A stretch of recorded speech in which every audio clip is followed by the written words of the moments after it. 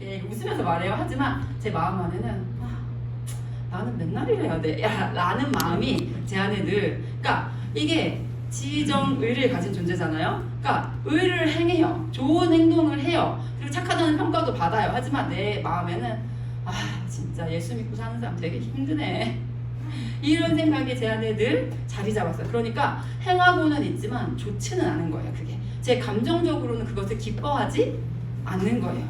그래서 제가 되게 힘들다. 그러면서 때로는 마음에 누구한테도 얘기는 안 했지만 그 예수님 이렇게 그 강도 있잖아요. 바로 옆에 달려있던 그 강도. 그래서 그렇게 구원받는 게 좋은 거 아닐까? 막 이런 생각이 제 마음에 한 번씩 이제 들기도 하고, 그리고 막 성경을 읽다가도 이게 가룟 유다를 향해서 예수님께서 너는 네가 나를 팔자 이렇게 얘기하는 거 보면서 그냥 누구한테 말은 못하겠어요 그거를. 근데 제 속에서 무슨 마음이 들었냐면, 제가 이제 교육학을 공부하면서 낙인 이론이라는 게 있잖아요. 낙인 찍으면 그렇게 예수님이 낙인 찍으시는 것 같은데 예수님 때문에 그렇게 되는 거 아니야? 막 이런 마음에. 근데 또 이제 교회 문화 안에서 자라서 그런 얘기는 하면 안 될 것 같아.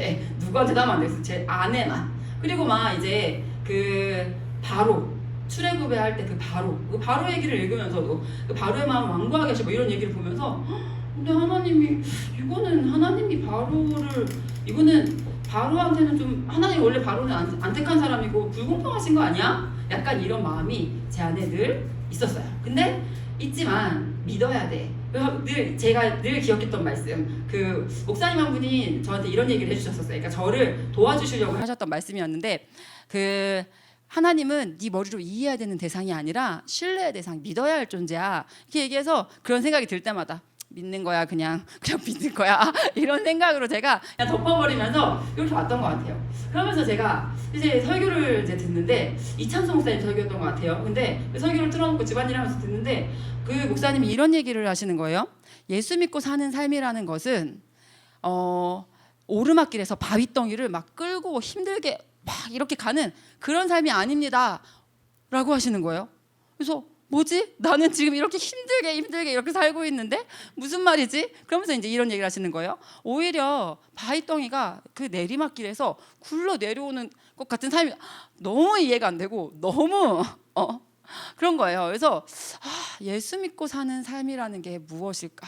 난 예수 믿고 사는 삶이 힘든데 진짜 예수 믿고 사는 삶이 이렇게 내려오는 삶일까? 그런 의문이 드는 그런 상태에서 제가 IM 선교에 왔던 것 같아요. 그래서 겉으로는 이렇게 했지만 제 안에는 항상 예수 믿고 사는 삶은 힘들어, 이런 마음이 있는 상태에서 왔는데, 정말 감사하게 하나님이 여기 안에서 하나님 말씀을 계속해서 배우게 하시면서 풀어지게 하시는 때가 있더라고요. 하나님께서 풀어주셨어요. 가룟 유다에 대해서 풀어주셨어요. 뭐라고 풀어주셨냐면, 가룟 유다를 향한 하나님의 그 마지막 이야기, 그것은 하나님의 간절한 마음이구나, 우리 예수님의 간절한 마음이구나. 낙인 찍는 게 아니라 예수님은 보셨던 거죠. 그 마음을, 예수님은 그 마음을 보시고 그 마음을 드러내셨어. 그게 지금 예수님이 무엇을 말씀하고 계시는 거냐면, 죄를 드러내심은 그것을 빛으로 비추기 위하시잖아요. 그래서 제발 사랑하는 주다야, 내가 지금 너의 죄를 드러낸다.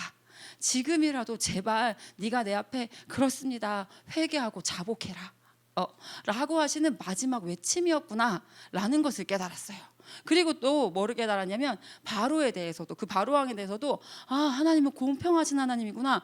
바로는 바로의 인생 가운데 하나님을 알 수 있을 만한 기회가 10번 이상 있었다. 하나님을 알 수 있을 만한 기회가 10번 이상 있었다. 그는 지옥에 가서도 하나님을 원망할 수는 없겠다. 왜냐면 하나님한테 원망할 수 없어요. 왜? 자기에게는 하나님이 10번, 제가 아는 것만 10번이지 그 인생 속에는 더 많겠죠. 그 기회를 무참히 짓밟아버리고 이렇게 했던 건 그 바로구나 라는 것을 깨닫게 해주셨어요. 그렇게 하나님께서 저에게 조금씩 그냥 믿는 거지 이렇게 왔던 저에게, 하나님께서는 저에게 조금씩 깨달음을 주셨던 것 같아요. 그러면서 제가 정말 많이 회복됐어요. 그리고 제가 무엇이 회복됐냐면, 제 부모님에 대해서도 이런 마음이 있었어요. 우리 부모님은 나를 사랑하신다라는 거를 의심하지 않아요. 의심하지 않는데 약간 어떤 마음이 있었냐면, 엄마에 대해서 이런 마음이 있었어요. 엄마에 대해서 우리 엄마는 나보단 교회가 먼저지, 왜냐면 나하고 약속했는데 교회 약속 있다고 자꾸 깨시거든요. 그래서 내가 그것 때문에 나는 속상하니까 울면 그런 거 갖고 운다고 이제 엄마도 속상하니까 그러셨던 것 같은데, 아무튼 그렇게 하시니까 제가 엄마는 나보다 교회가 먼저야 라는 그런 마음이 제 안에 늘 도사리고 있었어요. 그런데 하나님의 그 언약을 공부하면서, 하나님의 말씀을 공부하면서 우리 엄마가 나를 얼마나 사랑했는지, 엄마가 제가 애들한테 이런 질문 많이 해요. 무슨 질문 하냐면, 너네 엄마는 너네 엄마라 가지고 엄청 호강하시지? 내가 이런 얘기하면 애들이 고민해요. 그래서 그건 아닌 것 같아요.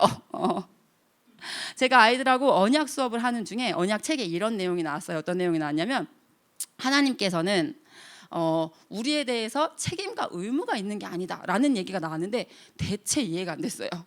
왜냐하면 저는 아이가 4명이 있어요. 제가 그 남자아이만 4명 있어요. 1357로 나와서 지금 57, 90일이 되어 있어요. 네. 그래서 제가 아들만 4명이 있는데, 여기도 4명 있는 집이 있다고 제가 들었어요. 그렇죠? 주혜리 어머니시죠? 네네. 그래서 제가 나는 내 아이의 엄마인데, 그때는 새 아이였던 것 같아요. 근데 나는 부모인 나는 의무와 책임이 있다고 생각하는데, 하나님이 나의 부모면 나한테 대해서 의무와 책임이 있는 거지. 근데 왜 이 책에는 없다고 나왔어? 그래서 그게 이해가 안 되는 채로, 그 수업 준비하느라고 읽었는데 안 되는 채로 하나님 도대체 이해가 안 됩니다. 애들하고 같이 생각할게요. 애들한테도 가서 야 미안하다, 내가 이 부분에 대해서 대체 이해가 안 된다. 근데 우리 같이 한번 생각해 보자. 내가 왜 이게 이해가 안 되는 거냐면, 나는 내가 부모잖아. 나는 부모인 나에게 책임과 의무가 있다고 생각하거든. 그리고 내 머릿속에는 우리 엄마 아빠, 내가 어린 시절에 엄마 아빠에 대해서 의무와 책임이 있다고 나는 생각을 했던 것 같아. 그래서 내가 이 부분이 이해가 안 되는 것 같아. 자, 너네도 한번 너네 생각을 물어볼게. 자, 부모님에게는 책임과 의무가 있다라고 생각하는 손 들어봐. 없다라고 생각하는 손 들어봐. 근데 있다에 엄청 많은 아이들이 다 그때 거기 모였던 그 트리플 스쿨 수업에서는 모든 아이들이 다 있다에 손을 들었어요. 자, 그러면 너네도 나랑 똑같네 그럼. 자, 그러면 우리 좀 더 자세하게 생각해 보자. 몇 살까지야? 하니까 애들이 막 다양하게 나왔어요. 30살이요. 뭐 20살까지요. 군대 제대할 때까지요. 뭐 대학 졸업할 때까지요. 뭐 아무튼 뭐 성인이라고 주민등록증 나올 때까지요. 아무튼 뭐 여러 가지 얘기가 나왔어요. 그래서 야, 근데 이게 어느 때라고 딱 규정짓기 어렵다, 그지? 자, 그러면 어느 정도로 책임져 줘야 돼? 부모는 어느 정도로 책임져 줘야 돼? 우리 그거에 대해서 같이 얘기를 해보자. 그래서 자, 그러면 어느 정도로 먹여줘야 돼? 의식주를 생각해보자 이러면서 애들하고 생각을 해봤어요. 그래서 어느 정도로 먹여줘야 되니까, 어떤 애가 하루 3끼? 그러니까 어떤 애가 아니 간식도 먹는데 하루 3끼랑 간식? 그러니까 어떤 애가 아니야 사는 데는 2끼만 먹어도 살 수 있어. 2끼 막 이렇게 이제 아이들이 얘기를 이제 막 하면서, 야 근데 우리는 2끼만 먹어도 그래. 그러니까 2끼라는 거 애들이 맞아 다 좀 동의를 했어요. 책임과 의무 정도는 그 정도인 것 같아. 근데 야 우리는 근데 그보다 훨씬 더 많은 걸 먹는 것 같은데, 우리 부모님 우리에게 훨씬 더 많이 해주는 것 같은데, 아 그래 그렇네. 그래서 아이들하고 또 막 다른 얘기도 나누면서 이번에는 옷에 대해서 얘기 나서, 그러면 어느 정도로 입혀줘야 돼? 의식주 중에서 의는 어느 정도로 챙겨줘야 되는 거야? 이렇게 얘기를 하니까 아이들이 이제 고민을 막 하면서 뭐 추울 때 춥지 않을 정도, 더울 때 덥지 않을 정도, 이렇게 얘기를 하는데, 그때가 11월이었어요. 11월이었는데 애들이 엄청 그 좋은 패딩들을 많이 입고 있었어요. 그래서 야 근데 네가 춥지 않을 정도라고 했는데, 야 우리 부모님이 우리에게 주시는 정도는 춥지 않을 정도가 아닌 것 같아. 이런 얘기를 했어요. 그래서 그리고 더 해주지 못해서 안타까워하는 게 부모 마음이잖아, 그렇지? 이런 얘기를 하면서, 자 아무튼 우리는 그러면 이렇게까지 얘기를 했어. 그럼 그 밑에 구절로 가보자. 그 밑에 구절이 뭐였냐면, 하나님은 우리에게 채무가 없으시다. 그래서 자 그럼 우리의 논리는, 우리는 지금 다 반대로 역으로 생각을 하고 있으니까, 우리의 논리는 우리 부모님은 우리에게 빚이 있다야. 그럼 그치? 이렇게 얘기를 하니까 애들이 갑자기 조용해졌어요.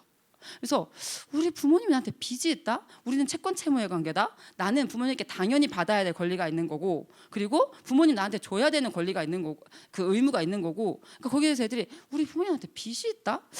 애들이 진짜 정말 그 아이들 정적이 흘렀어요. 그러다가 한 아이가 손을 들었어요. 그러더니 선교사님 아니에요, 빚은 우리에게 있어요 하는데, 그 자리에서 모두가 다 같이 깨달은. 그러면서 그 밑에 구절이 이해가 되기 시작하는 거예요. 하나님께 우리에 대한 책임과 의무가 있는 게 아니라 하나님이 자발적으로 낮아지셔서 하나님이 선하시기에 자발적으로 낮아지셔서 우리에 대한 책임과 의무를 지시는 것이다 라고 이야기를 하는데, 아이들과 제가 다 모두가 깨닫는 그런 시간들이 있었어요. 그런 시간들을 통해서 우리라는 존재가 어떤 존재인가, 그리고 하나님께서 선하셔서 나를 책임지고 계시고 하나님이 나를, 그게 깨달아지면서 엄마가 엄마 자리 지켜주는 게 얼마나 감사한 일인가. 제가 엄마가 돼 보니까 알겠더라고요. 엄마 자리를 지킨다는 것만으로도 진짜, 만약에 엄마가 엄마 자리를 지키지 않았다면 그러면 내 인생에 나는 엄마에 대해서 이렇다 저렇다 평가하는데 이게 아니라 엄마가 자리 지켜주는 그것을 안 해버렸다면 내 인생에 얼마나 큰 비극이 임했을까. 그러면서 제가 그런 것들을 아이들과 함께 깨달아가면서 제가 회복되는 은혜를 정말 많이 경험했던 것 같아요. 그러니까 제 안에 있었던 감정들, 하나님께서 그 감정을 제 트리플 스쿨이라는 성경을 깨달아가는 그 과정을 통해서 하나님께서 저를 터치를 해주셨던 것 같아요. 하나님께서는 이렇게 우리의 마음을 받아주시는 분이세요. 하나님께서는 우리의 감정을 억압하시고 누르시고, 우리 하나님은 그런 하나님이 아니세요. 우리 하나님은 우리의 감정을 받아주시는 분. 그런데 그냥 우리가 하나님께 가지 않을 때가 있을 따름이라고 할 수 있는 것 같아요. 우리 아이들의 감정 부분이요, 간과할 수 없는 아주 중요한 부분이에요. 왜 중요하냐면요, 우리도 인생을 살 때 우리는 하나님 말씀을 알잖아요. 그것을 따르고 사는 게 맞다는 걸 알아요. 그리고 우리는 그렇게 살기를 결단한 사람들이에요. 그런데 우리에게도 어려움이 찾아올 때가 있어요. 저는 교회 문화 안에서 자라면서 거짓말 안 돼, 컨닝 안 돼, 술 안 돼, 뭐 이런 거를 쭉, 저는 술은 괜찮았어요. 술은 안 마시면, 제가 술을 마시면 안 돼, 이걸 들었고 이걸 지키면서 사는 걸 통해서 좋다라고 제가 느꼈어요. 근데 거짓말하면 안 돼, 이것도 제가 그걸 통해서 많은 신뢰를 받았던 것 같아요. 근데 제가 이런 상황에 처하니까 진짜 힘들더라고요. 제가 어떤 상황에 처한 적이 있었냐면, 대학생이었을 때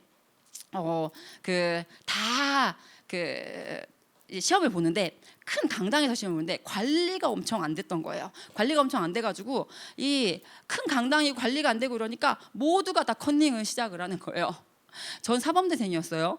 제 친구들 선생님 되겠다는 애들이에요. 근데 제 옆에 있는 제 친구들까지도, 그 전에 제가 친구들이랑 이런 얘기 나눴었거든요. 어떤 애 친구 하나가 커닝을 뭐 어떤 수업에서 했대요. 그래서 야 그래 그건 좀 아니다, 야 좀 그렇다, 뭐 이런 얘기를 했었는데, 그 얘기 나눴던 친구들까지도 왜? 다 아니까.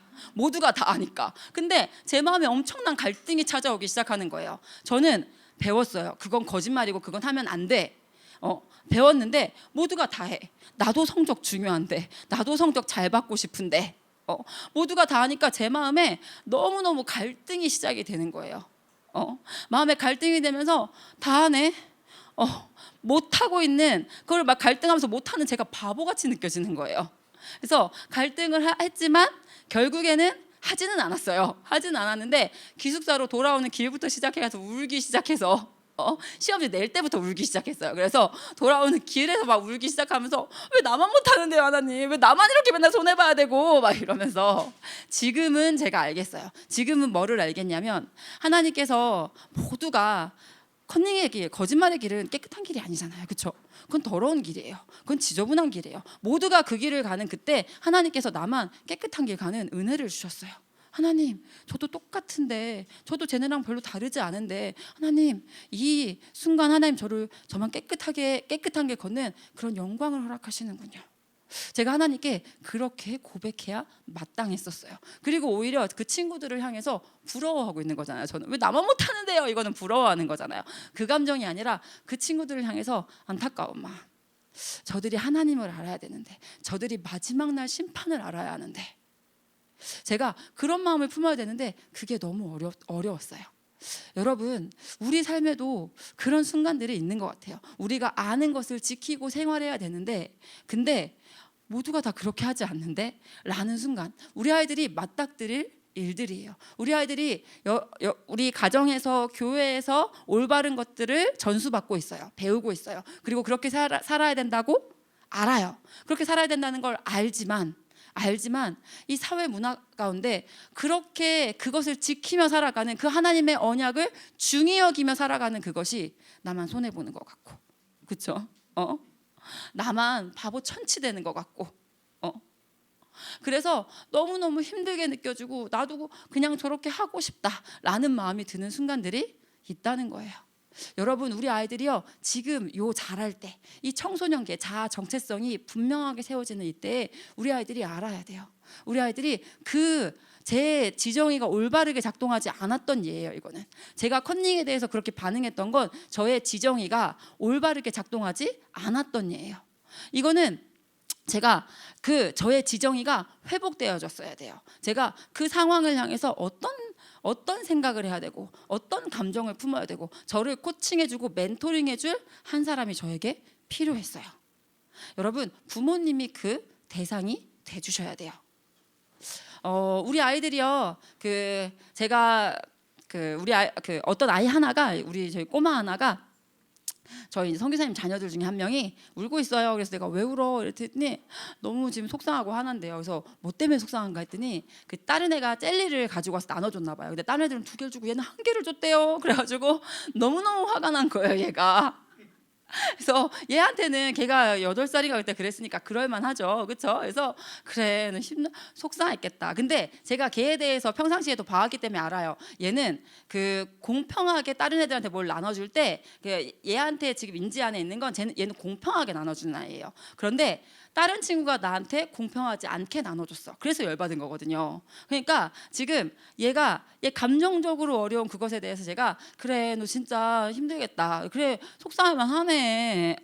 그러면서 제가 얘한테 야, 그래, 속상할만 해. 근데 자, 우리 네가 속상한 거에 대해서 성교사님은 진짜 인정해. 난 네가 왜 속상한 줄도 알겠어. 네가 왜 속상한 거냐면 너는 친구들한테 나눠줄 때 그렇게 하지 않잖아. 난 네가 공평하게 나눠주는 거 진짜 많이 봤어. 그러니까 네가 속상하다는 거 알겠어. 근데 있잖아, 지금 너는 기분이 나빠. 나한테만 1개 줬어. 기분이 나빠. 그리고 하나 손해봤어. 그리고 나는 그렇게 행동하지 않아. 너의 마음에 복잡한 이런 마음이 있을 걸 알아. 그런데 있잖아, 근데 이렇게 나는 네가 그렇지 않다는 걸 알아. 여기서부터 애들 마음은 회복되기 시작하더라고요, 보통은. 그러면서 얘한테 야, 근데 있잖아, 더 큰 문제가 하나 더 있다. 더 큰 문제. 여기서 있잖아, 너는 야, 이거 젤리 내가 사줄 수도 있어, 너한테. 그치? 야, 그거 네가 그냥 슈퍼에서 살 수도 있어. 그치? 근데 여기에 진짜 문제의 핵심이 뭔지 알아? 얘 감정을 받아주고 그 다음에 제가 하는 건 뭐였냐면, 야, 여기서 진짜 문제의 핵심이 뭔지 알아? 문제의 본질은 있지? 문제의 본질은 지금 너는 그냥 조금 이따 다른 좋은 일 있으면 까먹을 거야. 그치? 그런데 진짜 문제의 핵심은 아까 너에게 그걸 나눠줬던 친구의 공평하지 못한 분배 방식. 얘는 언제까지 8살이 아닐 거거든. 얘가 20살이 되고 30살이 되고 40살이 되는 순간이 있을 거야. 그리고 얘는 자리들을 갖게 될 거야. 얘가 어떤 자리에 갔을 때, 40살이 돼서 어떤 자리에 갔을 때 얘가 여전히 그렇게 공평하지 못한 분배 방식을 가지고 있어. 그러면 사람들이, 그 옆에 있는 사람들이 얼마나 네가 겪었던 그 기분 나쁨, 그리고 그것 때문에 옆에 있는 사람들만 힘든 것이 아니라 얘가 얼마나 어려운 일을 겪을까, 이런 이야기들을 나눴어요.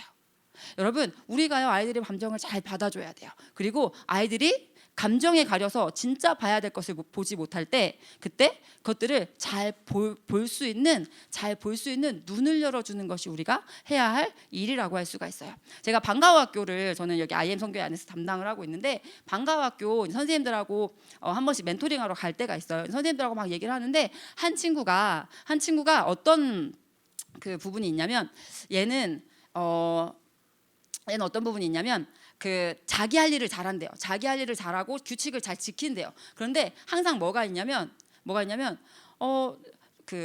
잘 못 따라오는 애를 배려해 줬을 때, 그때 왜 쟤만 배려해 줘요? 왜요? 막 이런 근데 그게 전체 분위기에도 영향을 너무 끼치니까, 그래서 참 이게 어려워요 라고 얘기를 하시더라고요. 그래서 그러게 어떻게 지도해야 될까요? 라고 하고, 제가 그날 현장도 같이 있던 날이어서 같이 현장에 있는데, 역시나 걔가 또 다른 애 누구한테 뭐를 조금 이렇게 좀 덜하게 이렇게 해주니까, 왜요? 왜 쟤만요? 막 이렇게 얘기를 하는 거예요. 그래서 제가 걔한테 가가지고 얘기했어요. 야, 너는 있잖아, 장점이 있어. 너는 무슨 장점이 있냐면, 너는 규칙이나 기준을 중요하게 여길 줄 알고, 또 중요하게 여기는 것뿐만이 아니라 너는 그거를 해내는 힘이 있는 아이야. 너는 진짜 그런 좋은 장점이 있어. 근데 나는 네가 지금 왜 이렇게 반응하는 줄 알아. 그런데 네 마음 안에 하기 싫은 마음이 사실 있는데, 너는 네가 배운 것을 토대로 해서 그 마음을 누르고 너는 이것을 해내고 있어. 그런데 다른 애들은 그것을 제외받는 그 상황이 너한테는 열받고 짜증 나는 거야, 그렇지? 근데 있잖아, 너 기억해야 된다. 이건 너의 장점이야. 이건 너의 장점이야. 규칙과 기준을 중요하게 여기는 것뿐만이 아니라 그것을 해내는 건 너의 장점이야. 안타깝지만 저 친구도 장점들이 있어. 그런데 안타깝게도 그 부분에, 그 영역에 있어서 이 친구는 그 부분이 약한 거야 라고 얘기해 주면서, 야 너는 법 조계로 나가보면 어때? 내가 막 이런 얘기를 하면서, 근데 제가 야 너 장점이 있어. 너는 규칙과 기준을 여기 얘기할 때부터 얘는 이미 마음이 회복이 됐어요. 야, 이 부분은 너의 강점이야. 왜 강한 부분을 주셨을까? 그 강점을 가지고 어떻게 해야 돼? 섬기는 거야. 네가 얘를 도와주는 사람이 돼야 되는 거야. 아이들의 감정을 달아주는 게 진짜 필요하다는 거예요. 만약에 제가 이런 멘토링을 하면서 생각을 해요. 아, 내가 그렇게 어릴 때부터 쌓여왔던 저의 억울함. 근데 누군가 나의 눈을 띄워줘서 그게 나에게 진짜 손해가 아니라는 거. 제가 그러면서 그 커닝 사건에서 제가 이런 생각이 들더라고요. 지금 이후에 생각해 봤을 때 저는 거짓말하면 안 된다고 배웠고, 거짓말하지 않고 사는 것으로 인해서 진짜 친구들 사이에서 야 그래도 수련이가 말하는 건 믿을 수 있어, 이렇게 약간 믿음직한 신뢰받는 사람이었단 말이에요. 제가 그것으로 인해서 받은 이득이 훨씬 컸는데, 받은 은혜가 훨씬 컸는데 그건 하나도 보이지 않고 커닝하지 못했어. 애들 다 하는데 나만 못했어. 아 내가 진짜 어리석었다. 그런데 제 옆에서 그것을 도와줄 수 있는 한 사람만 있었다면 내가 달라졌을 수 있었을 텐데 라는 생각이 들어요. 우리 부모들이 그 역할을 해주는 게 반드시 필요해요. 우리 아이들은요 눈앞에 밖에 보지 못하는 게 우리 아이들이에요. 우리 IM 선교회와 함께 하시다 보면 전인격, 전인생, 전방향, 선교사, 양성 이 얘기를 엄청 들으실 거예요. 전인격은 제가 오전 강의를 같이 들었거든요. 오전에 전인격은 설명해 주셨어요. 그렇죠? 뭐죠 여러분? 지정의가 회복된 자. 지정의가 회복된 자. 지정의가 회복됐다는 건 다시 말하면 뭐냐면 올바른 관점으로 세상을 바라볼 수 있는 자. 저희 엄마가 이런 얘기를 하시더라고요. 무슨 얘기를 하시냐면 제가 시험에 떨어졌다 했잖아요. 제가 시험에 떨어졌을 때 저는 감정적으로 되게 힘들었어요. 제가 열심히 노력했고 제가 꿈꾸던 것이었고 힘들었어요. 그런데 저는 제 감정적으로 너무 힘들었는데 안타깝지만 저희 엄마는 3일을 알아두셨어요. 그리고 아빠는 신앙의 회의가 찾아오셨어요. 아빠가 신앙이 성장하시는 중이셨는데 아빠가 저를 위해서 40일 새벽 기도를 하셨어요. 근데 시험에 떨어지고 나니까 아빠는 신앙의 회의가 찾아오고 엄마는 신앙이 더 있으셨는데 엄마는 나중에 얘기해 주시더라고요. 아빠를 보는 게 힘들어서 그렇게 알아두었던 거라고. 근데 저희 엄마가 나중에 얘기를 해주시는 얘기가 뭐냐면, 내가 참 미안하다. 하나님이 네 인생을 이렇게 더 아름답게 이끌어 가실 텐데. 저희 엄마는 이런 얘기를 하시거든요. 저를 보면서 너는 내가 살고 싶은 삶을 살아. 이렇게 너는 지금 엄마가 너무너무 살고 싶었던 인생. 저희 엄마는 아빠가 핍박을 하셔가지고 지금은 저희 아빠가 권사님이 되셨어요. 아빠가 지금 성경을 사랑하시는 분으로 많이 하나님께서 변화시키셨는데, 근데 그래서 엄마는 막 이렇게 전도도 하고 싶고 뭐도 하고 싶은데 약간의 제한들이 있었거든요. 그래서 너는 내가 살고 싶은 삶을 살아.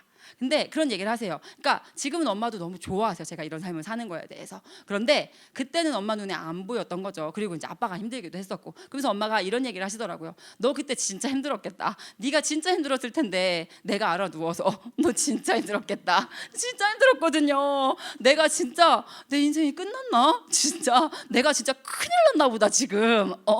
아빠는 신앙의 회의에 빠져. 엄마는 알아누우셔. 와 내가 진짜 큰일 났구나 지금. 근데 그래서 엄마가 미안하다는 얘기를 해주시 이렇게 하면서 제가 내가 내 아이들을 향해서 이렇게 좀 우리 엄마가 지금 얘기하시는 그것처럼 내가 좀 넉넉한 마음을 가지고 너의 인생은 하나님이 이끄실 거야. 그게 바로 뭐냐면 구속사적 관점으로 이 아이를 대하는 거라고 할 수가 있어요. 부모가 그런 넉넉한 배포를 가지고 정말 그 하나님을 향한 믿음 안에서 그렇게 아이들을 이끌어줄 때 아이들도 자신감이 생겨요.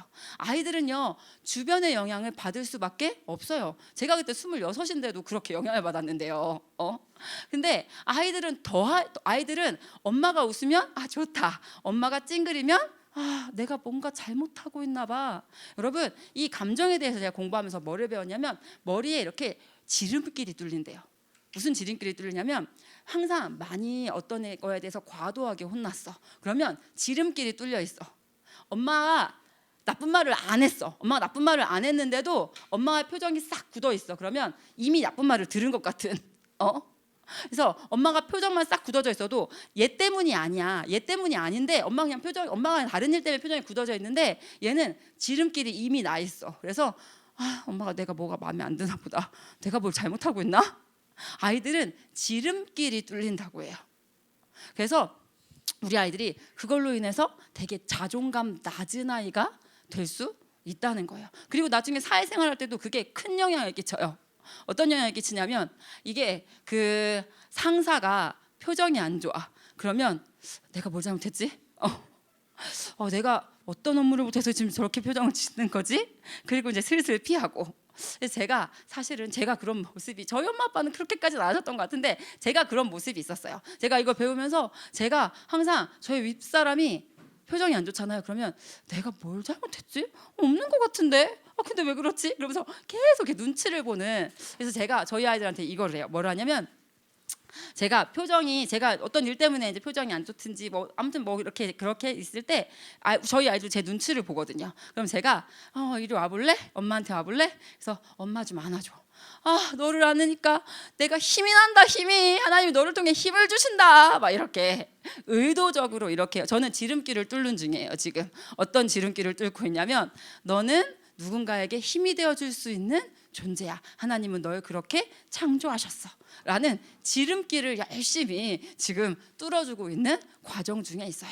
여러분, 우리에게 아이들한테 이 부모라는 존재는 엄청나게 큰 존재예요. 아이들한테 부모라는 존재는요, 진짜 지금 어린아이일 때는 전부예요. 조금씩 그 영역이 줄어들겠죠. 그런데 여러분, 이 지금 아이들을 하나님께서 저희 손에서 양육하게 하시는 이때 저희가 저희 아이들에게 마음을 만져줄 수 있고 저희 아이들에게 정체성을 너는 하나님의 손발이야. 너를 통해서 하나님은 나에게 힘을 주신다. 이것들을 얘기해 주는 게 너무너무 필요하다는 거예요. 우리 아이들이요, 자기 감정을 다스리는 것을 넘어서 감정을 돌볼 수 있는 자로 키우는 것이 우리의 목표라고 할 수 있어요. 자기 감정을 다스릴 수 있는 것을 넘어서 어떻게 다른 사람의 감정을 돌볼 수 있는 자로 다스려 주셔야 돼요. 자, 그래서요, 여러분 꼭 기억해야 될 첫 번째 전제가 뭐냐면 하나님께서는 다스리는 자로 우리 사람을 지으셨다는 거예요. 우리 아이들한테 계속 얘기해 주셔야 돼요. 너는 하나님께서 지으시길 다스리는 자로 지으셨어. 너는 다스리는 자야. 제가요, 여기 안에서 말씀을 배우면서 깜짝 놀랐잖아요. 저는 하나님께 순종해야 되는 존재, 하나님이 시키는 대로 해야 되는 존재라고 생각을 했었는데 다스리는 자라는 것을 제가 여기 와서 배우면서 그렇구나. 내가 다스리는 자구나. 근데 제가 다스리는 자라고 인지를 못하고 있었어요. 그러니까 저는 옳은 행동을 해요. 그런데 제 안에는 억울함이 있는 거죠. 전 제가 다스린 게 아니라 그렇게 해야 돼서 그렇게 한 거거든요. 해야 돼서 그렇게 하는 것만으로도 제 인생에 많은 복이 임했어요. 하지만 그게 행복하지가 않은 거예요. 하나님은 제가 행복하기를 바라셨을 텐데, 저희 부모님은 제가 행복하기를 바라서 저에게 여러 가지 지침을 주셨을 텐데 그것을 저는 해요. 그것을 하지만 제 마음에는 행복하지 않아요. 왜요? 해야 돼서 했으니까요. 내가 하고 싶어서 한 건 아니니까요. 여러분, 반드시 아이들에게 선택하게 해주셔야 돼요. 제가 저희 아이들에게 이제 지금 5, 7, 90일이 된 아이들에게 먹을 거에 대한 제한을 좀 했었어요. 왜 먹을 거에 대한 제한을 제가 했을까요? 왜 먹을 거에 대한 제한을 했냐면 이제 사탕, 젤리 뭐 이런 거 많이 먹으면 건강에 좋지 않잖아요. 저는 저희 아이들에게 자유를 주고 싶거든요. 어떤 자유를 주고 싶냐면 건강에 있어서 자유함을 주고 싶어요. 아이들이 커서 무언가를 하고 싶을 때 건강이 장애물 되지 않고 건강에서 자유함이 있었으면 좋겠는 것이 저의 마음이에요. 그래서 이제 먹을 거에 대한 제한을 했어요. 그래서 반응은 어땠을까요?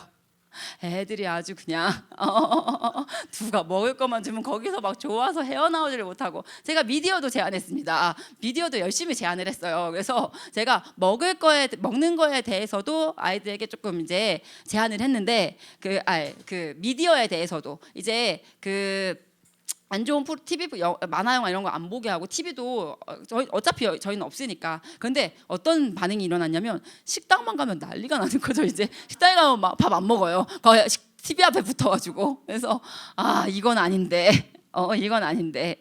여러분, 제가 왜 저는 아이들한테 자유함을 주고 싶어서 저 아이들이 정말 그런 안 좋은 것으로 영향을 좀 안 받게 하고 싶어서 그런 거였거든요. 그런데 우리 아이들의 마음에는 엄마가 못하게 이것만 있는 거예요. 그러니까 또 저랑 있을 때 잘 안 하고 잘 있어요. 그런데 다른 데서 그거 받기만 하면 어쩔 줄을 몰라 하는 거죠.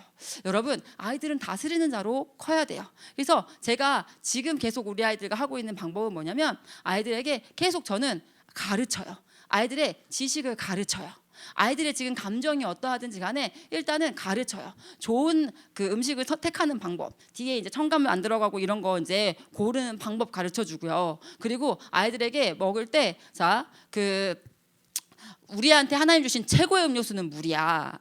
그래서 엄마는 어떻게 하냐면 나는 음료수 엄마도 좋아해. 근데 음료수는 맛으로 먹을까? 그 갈증 때문에 먹을까? 맛으로 먹는 거야. 그래서 나는 이 음료수가 먹고 싶으면 일단 물을 한 잔 먹어. 난 물을 한 잔 먹고 갈증은 이걸로 해서 그리고 음료수는 난 맛으로 먹는다. 이제 이런 얘기를 해주고 한 번씩 애들 해보기도 하고.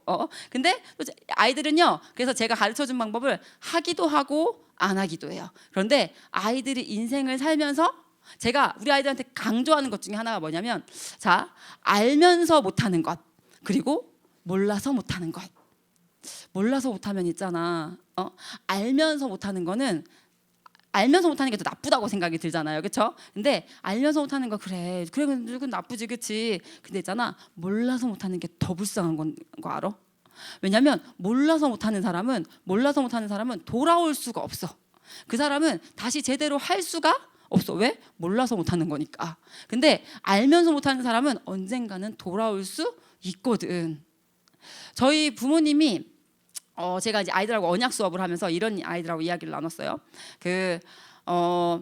제가 저희 엄마가 엄마가 그랬던 것 같아요. 슈퍼에 가서 뭐를 고를 때 엄마가 가격을 보고 고르셨었어요. 그래서 저도 가격을 보고 골랐었어요. 그런데 저희 엄마가 과자 유혹 막 이런 책을 보고 저한테 막 읽어보라고 이제 엄마가 막 얘기를 막 해주시는 걸 들으면서 엄마 저한테 강요하지 않았거든요. 그냥 엄마 얘기를 막 해주셨어요. 야 내가 이거 보고 깜짝 놀랐다 막 이런 얘기를 해주셨는데 저도 이제 그걸 읽으면서 그래서 진짜 심각하구나.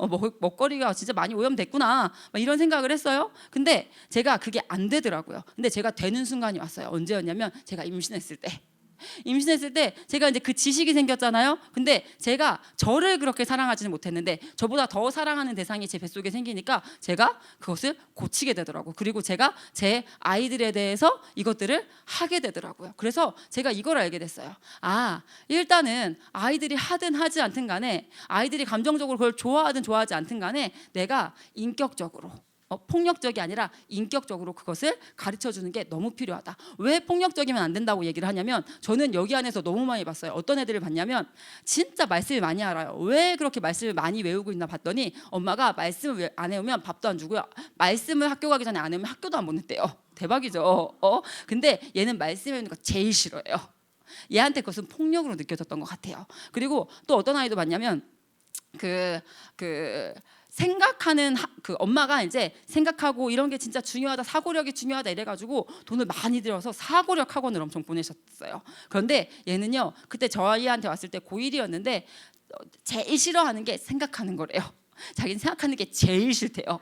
그러면서 왜 이렇게 됐을까? 왜 부모의 마음은 얘를 향한 사랑이었는데 왜 얘한테는 그게 전혀 전달되지 않았을까?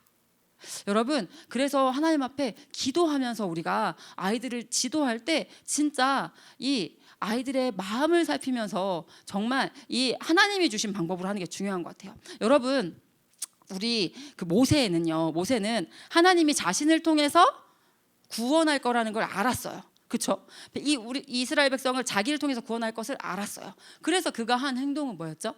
그가 한 행동은 죽여버렸어요. 자기 백성을, 자기 이스라엘 민족을 지금 괴롭히는 사람을 죽여버렸어요. 근데 제가 그것을 묵상하면서 제가 뭘 깨달았냐면 나도 똑같다. 내가 내 아이를 사랑하고 내 아이를 정말 하나님 앞에 바로 서게 하고 싶어. 그러면서 나는 내 아이를 우리 모세가 했던 것처럼 파괴적인 방법으로 이렇게 하라 했잖아. 나도 모르게 나오는 그 방법으로 내가 그럴 때가 있구나 라는 것을 발견했어요. 그러면서 생각해 봤어요. 그럼 모세가 어떻게 했어야 됐지 그때? 하나님, 이런 현상이 있어요. 하나님 어떻게 해야 될까요? 하나님 어떻게 해야 될까요? 하나님께 멘토링 받는 게 여러분 진짜 중요해요. 하나님께 내 감정이 확 올라오는 그 순간 그 감정은 희노애락은 다 필요한 감정이에요. 그런데 그 감정을 가지고 하나님께 나갔을 때 하나님은 내가 어떻게 행동해야 되는지 알려주시는 분.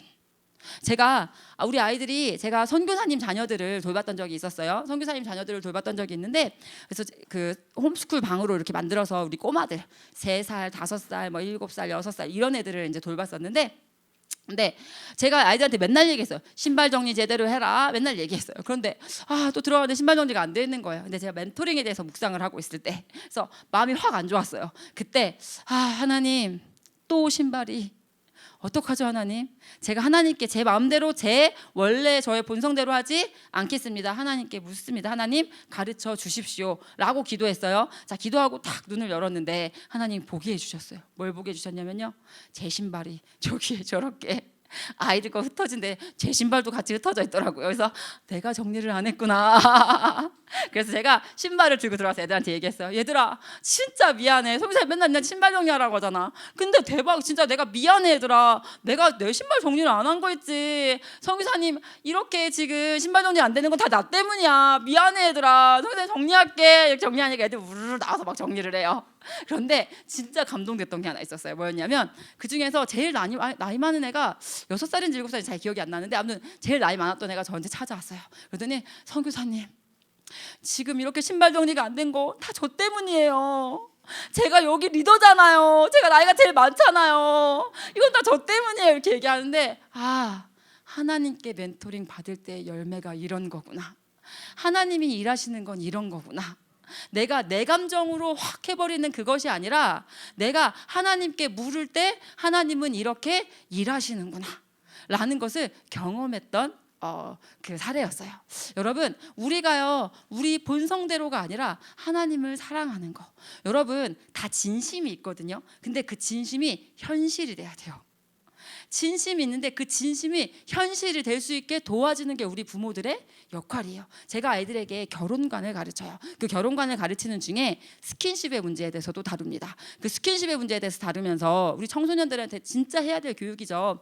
그 스킨십에 대해서 다루면서 아이들한테 무엇을 이야기해 주냐면, 얘들아, 집에서 혹시 부모님 중에 이렇게 욱하는 부모님 계시니?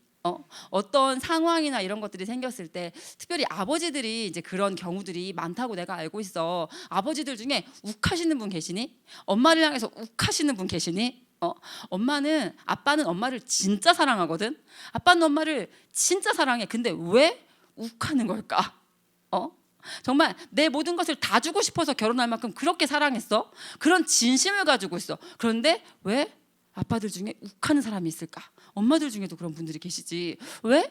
지금 내 감정보다 내 자녀가 소중하고, 내 감정보다 내 아내가 소중하다는 게 이분의 머릿속에 있는 마음이야, 생각이야. 그런데 왜 이분은 감정이 욱했을 그때 왜 감정이 더 앞으로 확 튀어나올까? 얘들아, 있잖아, 요거를 해결할 수 있는 방법 중에 좋은 게 바로 스킨십이야. 얘들아, 스킨십에 대해서, 자, 남자는 이 성적인 그 본능이 여자들에 비해서 조금 더 강하다고 일반적으로 얘기를 해. 뭐 다 그렇진 않겠지만. 그리고 여자도 내가 사랑하지 않는 사람이면 상관없는데, 사랑하는 사람이 나를 손잡고 껴안고 뭐 뽀뽀하고 하면 싫지 않아. 왜? 거기서 사랑받는다는 느낌을 받게 되거든. 남자도 여자도 다 스킨십을, 사랑하는 사이에서는 그것을 좋아하게 돼 있어. 자, 그런데 있잖아 얘들아, 이 스킨십이 연애할 때 이 여자가 정말 자신의 그 감정보다 하나님을 더 깊이 사랑하는, 정말 자신의 감정보다 이 상대 배우자를 더 깊이 사랑할 수 있게 하는 좋은 도구가 된다 라는 걸 알려줘요. 자, 그래서 어떻게 해야 되냐면, 자, 이제 미리 얘기를 하는 거지. 우리는 하나님 앞에서 연애하는데 그러면 스킨십은 우리가 어디까지를 허락할 것인가? 애들이 저한테 물어보기도 해요. 물어보면 제가 내가 정해준 대로 할 거니? 그러지 않을 거잖아. 근데 굳이 나한테 얘기를 해달라고 한다면 손잡는 것까지는 괜찮은 것 같아. 왜냐면 손잡고 이렇게 뭐 우리 원 만들고 뭐 기도해주고 할 때 손잡잖아, 그렇지? 그리고 그 손잡는 것만 하다가 헤어지면 진짜 아무것도 안 남거든. 성적인 즐거움은 있잖아. 성적인 즐거움은 하나님이 결혼 안에서 허락하셨어.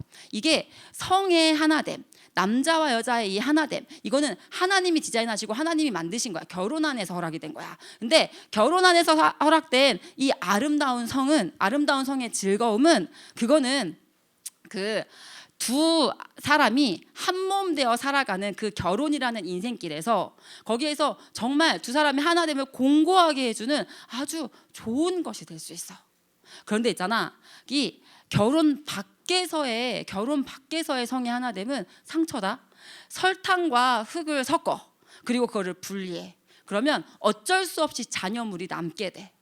그 잔여물이 결혼 관계 안에서는 하나님이 한 몸으로 정체성을 정해주신 사람들이야. 그렇기 때문에 그 남은 잔여물이 이 앞으로의 삶을 살아가는 원동력이 되고 힘이 되고 에너지가 될 수 있는데, 자, 결혼 밖에서의 성이야. 그러면 지금 이 둘은 원래 하나가 아닌데 하나가 됐다, 지금 떨어졌어. 그 남은 잔여물들이 상처가 될 수밖에 없는 거야. 이런 얘기들을 이제 애들한테 해주면서, 자, 그래서 있잖아. 자, 그래서 여자가 이제 그 여자들이 더 똑똑해야 돼. 여자는 하나님이 돕는 배필이라 하셨어. 그래서 도와봐야 돼. 이 남자를 도와봐야 돼. 어떻게 도와봐야 되냐면, 자, 우리가 이제 어디까지, 자, 우리가 이제 손잡는 것까지야라고 약속을 했어. 그런데 이게 교제하는 중에 이제 껴안으려고 하고 더듬으려고 하고 만지려고 할 때 여자애들 중에 이런 애들 진짜 많거든요. 머리로는 안 돼. 크리스천 여자애들이라고 해보면요, 안 돼 하면서 계속 하고 있는 거죠. 그래서 진짜 애들하고 상담을 해보면 남자애들이 옷 속으로 손이 들어온대요. 근데 자기 머리에는 이건 아니야 하면서 계속 하고 있는 거죠. 그러니까 지는 있어. 그런데 안 돼. 그리고 감정적으로도 좋다는 감정과 함께 죄책감이 느껴져요. 왜? 나한테 기준이 있으니까. 그런데 뿌리치지를 못하는 거죠. 그래서 그 순간에 네가 이걸 생각해야 돼. 자, 둘이 약속했어. 분명히 둘이 약속했는데 그것을 어겨. 그때 네가 도와봐야 돼. 이 부분에 있어서는 여자가 더 강해. 이 성적인 본능은 남자가 더 강하다잖아. 그러니까 여자들이 똑똑해야 돼. 그래서 도와봐야 돼. 야, 우리 하나님 앞에서 우리 연애하기로 했잖아. 우리의 감정보다, 우리의 본능보다 우리는 하나님을 우선시하고, 너는 너의 본능보다, 너의 감정보다 나를 사랑하는 연습을 하는 시간이 지금이잖아. 네가 너의 본능을 잠깐 내려놓고, 우리 하나님을 바라보고 나를 봐줘. 네 본능보다 나를 사랑하는 연습을 하는 시간이 지금 이 시간이기로 우리 약속했잖아 라고 이야기해서 도움을 줬을 때 그 남자애가 이거를 거절해. 그냥 자기 마음대로 하려고 해. 그러면 너는 이거를 봐야 돼. 이 남자는 어떤 남자야? 이 남자는 우리가 인생을 살다 보면 좋은 일도 있지만 슬픈 일도 있고 어려운 일도 있고 평생을 함께 하다 보면 여러 가지 일들을 겪게 될 거야. 그런데 그 일을 딱 겪을 때 그 남자는 어떻게 할 남자인 줄 알아? 자신의 본능이 더 우선인 남자야. 자신의 감정이 더 우선인 남자야. 지금 자기 사랑하는 자식과 사랑하는 아내가 있는데 자기가 머리로는 내 감정보다 당연히 여자를 더 사랑하지 이건데, 근데 훈련이 안 돼가지고 진심은 있지만 그게 현실이 안 됐어. 그래서 이 사람은 어떻게 할 사람이야? 자기 감정 때문에 집안 분위기를 지옥으로 만들 수 있는 그런 사람일 거라는 걸 생각해야 돼. 우리는 지금 현재를 보고 그 사람의 앞날을 예측해 볼 수 있는 거거든. 그래서 그때 단호할 수 있어야 돼, 여자들아. 이제 이런 얘기를 해주고 남자애들한테 야, 너는 너의 감정을 네가 사랑하는 여자보다 더 소중히 여기는 그런 남자가 되고 싶니? 그런 남자 찌질하잖아. 그럼 애들이 다 동의해요. 그리고 그런 남자 되고 싶다는 애들 없어요. 자, 그러면 어떻게 해야 될까? 자, 그러면 너는 당연히 막 만지고 싶고 사랑하니까, 그치? 그런데 그때 하나님 앞에 네 마음을 내려놓는 연습. 내가 하나님 결단합니다. 저는 결단합니다. 저는요, 저의 감정보다 이 여자를 더 사랑할게요, 하나님. 제가 제 감정을 내려놓고 이 여자를 더 사랑하는 것, 그것을 스킨십이라는 것을 통해서 연습하겠습니다. 그렇게 연습을 하고 결혼한 사람과, 그렇지 않고 그냥 자기 감정대로 자기 본능대로 다 만지고 이렇게 했어. 그리고 그래서 반드시 기억해라, 얘들아. 그래서 아이들한테 이런 지식을 터치해줘야 돼요. 지식을 터치해주고요, 아이들한테 알려줘야 돼요. 그리고 아이들한테 얘기해줬어요. 혹시 결혼을 했는데 자, 남편이, 아내가 나를 함부로 내. 그러면 생각해. 혹시 내가 선교사님이 그때 청소년기에 얘기해줬던 그 부분을 놓쳐서 그거에 대한 결과 아닐까라는 생각을 꼭 반드시 해주길 바래. 그리고 그때부터라도 다시 시작해. 하나님의 말씀을 우선시하는 거. 내가 나의 생각과 나의 감정과 이런 것보다 하나님의 말씀을 우선시하는 거. 그때 네 인생에 하나님 나라가 임할 거야. 여러분, 이런 식으로 아이들에게요, 직업관, 재정관, 결혼관 이런 것들을 하나하나 가르쳐줘요. 그런 걸 하나하나 가르쳐주는 것을 통해서 자신의 감정을 다스릴 수 있게, 자신의 감정을 다스릴 수 있게, 그냥 감정 가는 대로 하는 아이가 아니라 자기 감정을 다스리는 아이, 자기 감정을 다스리는 아이. 제가 이걸 청년들한테도 강의를 하고, 그리고 제가 우리 중고등학생들한테도 강의를 하는데, 이렇게 강의를 막 하고 나면 아이들이 막 얘기해요. 선교사님, 저는 진짜 그렇게 해볼 거예요. 저는요, 특별히 가정에서 아픔을 겪어보는 친구들, 우리 아빠가 우리 엄마한테 그렇게 함부로 했대요. 그래서 자기가 진짜, 근데 우리 아빠가 엄마를 분명히 사랑한대요. 그래서 제가 그게 이해가 안 됐는데, 선교사님 강의 들으면서 이해가 됐어요. 남자애가 하나가 저한테 이게 온라인 강의로 청년 강의를 들은 친구 한 명이 연락이 왔더라고요. 선교사님, 저는요, 선교사님 강의를 듣고 저는 진짜 우리 아빠처럼 안 하려고. 저는 진짜 결단했어요. 저는요, 진짜 선교사님 얘기한 것처럼 손만 잡을 거고요. 저는 진짜 그 여자친구와 그런 얘기를 나누는 것은 물론이거니와, 그리고 저는 진짜 제 만지고 싶고 그런 본능들을 절제할 거예요. 솔직히 제가 지금까지 그렇게 못했었거든요. 그 전 여자친구들하고 그렇게 못했었거든요. 그런데요, 이제 그러지 않을 거예요. 제가 진짜 제 본능보다, 제 감정보다 이 여자를 더 소중히 여길 수 있는 멋있는 남자로 제가 세워지려고요. 여러분, 아이들에게 지성을 제대로 회복시켜 줄 때 우리 아이들은 달라져요. 여러분, 진짜 달라져요. 우리 아이들이 결단해요. 물론 결단했음에도 넘어지기도 하고 쓰러지기도 할 거예요. 하지만 아이들이 그것을 향하게 된다는 거예요. 여러분, 그래서 우리 아이들에게 올바른 가치관을 심어주는 게 진짜 중요해요. 그러니까 올바른 관점에 근거해서, 구속사적 관점, 하나님 나라 관점, 언약 관점, 이 세 가지를 가진 아이. 구속사적 관점이 뭐냐면, 진짜 내 인생의 최고의 만족, 우리가 그것 깨달은 자잖아요. 인생 쭉 살아보니까 내가 어떤 때는 나도 모르게 이것 쫓아가고 저것 쫓아가고, 제가 제 통장의 잔고가 0원이 됐던 적이 한 번 있었어요. 근데 저는 제가 돈을 그렇게 중요하게 여긴다고 생각 안 했었거든요. 근데 잔고가 0원이 되니까 불안한 마음이 엄청 엄습을 하더라고요. 갑자기 애들이 아프면 어떡하지? 근데 제 마음에 안정감이 찾아왔어요. 왜 찾아왔는지 아세요? 제가 하나님 때문에 안정감이 찾아왔으면 참 감사했을 텐데, 그게 아니라 적금 있다. 급하면 그거 깨면 되지, 이러면서 그게 생각이 났어요. 근데 여러분, 그 적금을 들게 하신 분이 하나님이시거든요. 하나님은 경영하게 하시는 분이거든요. 하나님 믿는다고 해서, 그렇다고 해서 아무런 대비도 하지 않고 이걸 하나님이 원하시는 게 아니거든요. 돈도 막 펑펑 아무렇게나 쓰고 이걸 얘기하시는 게 아니거든요. 하나님은 7년 풍년을 통해서 7년 흉년을 다스릴 수 있게 하신 그런 하나님이시거든요. 그래서 다스리는 자라는 걸 아이들이 인지하는 게 너무 필요해요. 다스리는 자라는 걸 인지하고, 나는 경영해야 돼. 나의 시간도 경영해야 돼. 내 몸도 내가 잘 보살펴야 돼. 우리 아이들이 스스로 그것을 할 수 있도록 이끌어주는 데 있어서 감정을 잘 터치해주면서 하는 것이 필요하다는 거예요. 하나님이 우리를 돌보십니다. 하나님은요, 그리고 우리를 돌보신 하나님께서, 우리는 누군가의 돌봄을 통해서 여기까지 왔어요. 그렇죠? 그리고 하나님께서는 우리에게 맡기세요. 우리에게 맡기셔서 우리로 하여금 또 돌보는 그 일을 하게 하세요. 그리고 그 과정을 왜 주시는지 아세요? 우리를 강하게 하시는 하나님을 느끼지 않으십니까, 여러분? 제가 개를 엄청 무서워하거든요. 제가 그 초등학교 한 2, 3학년 때 개가 그 문구점 앞에 개가 한 3-4마리 이렇게 키웠었는데 그 제가 가는데 개가 열려서 막 나왔어요. 그래가지고 제가 너무 무서워서 이제 문구점으로 또 도망갔고, 그래서 문구점 아저씨가 나와서 이제 해결을 해주셨던 적이 있었어요. 근데 개를 되게 무서워해요. 그래서 개가 있으면 아무튼 저는 뭐 길을 돌아가든지 어떻게 다른 방법을 찾는 이런데 되게 무서워하는데, 제가 6학년 때 초등학교 1, 2학년짜리 그 제 사촌 동생을 데리고 그 길을 어떤 길을 이렇게 가는데, 그때 할머니 집에서 삼촌 집을 가는 건지 아무튼 어딜 가는데, 근데 저쪽에 커다란 개가 한 마리 있는 거예요.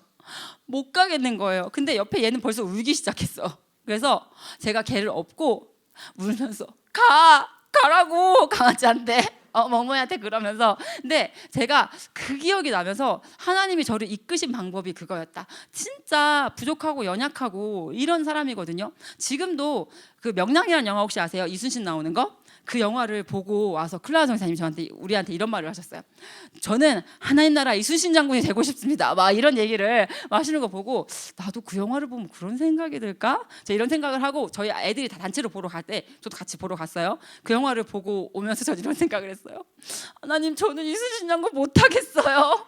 하나님, 저는 그냥 그 배 밑에서 노젓는 사람 하고 싶어요. 이순신 장군은 못하겠어요. 이렇게 여전히 소심한 저거든요.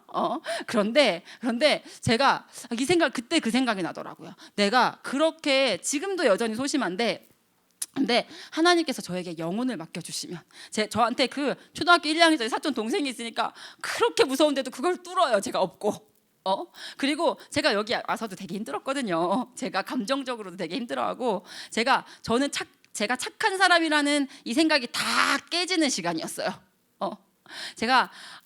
저는 감사하고 저는 행복해하고 저는 이렇게 사는 사람인 줄 알았거든요. 근데 여기 와서 되게 힘들었어요. 그래가지고 제가 엄마한테 난 너무 힘들고 나 이제 그만해야 될 것 같고, 나 막 여기가 IM 선교가 날 이상하게 만들어버리는 것 같고, 막 제가 막 엄마한테 막 이런 얘기를 막 했어요. 그러니까 저희 엄마 이런 얘기를 하는 거예요. 수련아, 있잖아. 지금까지 네 삶의 조건이 요 정도였나 봐. 그런데 네 삶의 조건이 IM 선교회라는 곳에 가서 요렇게 좀 바뀐 것 같아. 더 높아진 것 같아. 그래서 네가 이 정도에서는 감사하고 행복해하고 살 수 있는 사람이었어. 그런데 네가 삶의 조건이 이렇게 바뀌니까 네 안에서 불평과 불만과 짜증과 염려와 막 이런 게 나오는 거 아닐까? 근데 그러면 네가 거기를 나온다 치자. 그러면 네가 다른 데에 갔어. 근데 다른 데에 가서 또 삶의 조건이 이 정도야.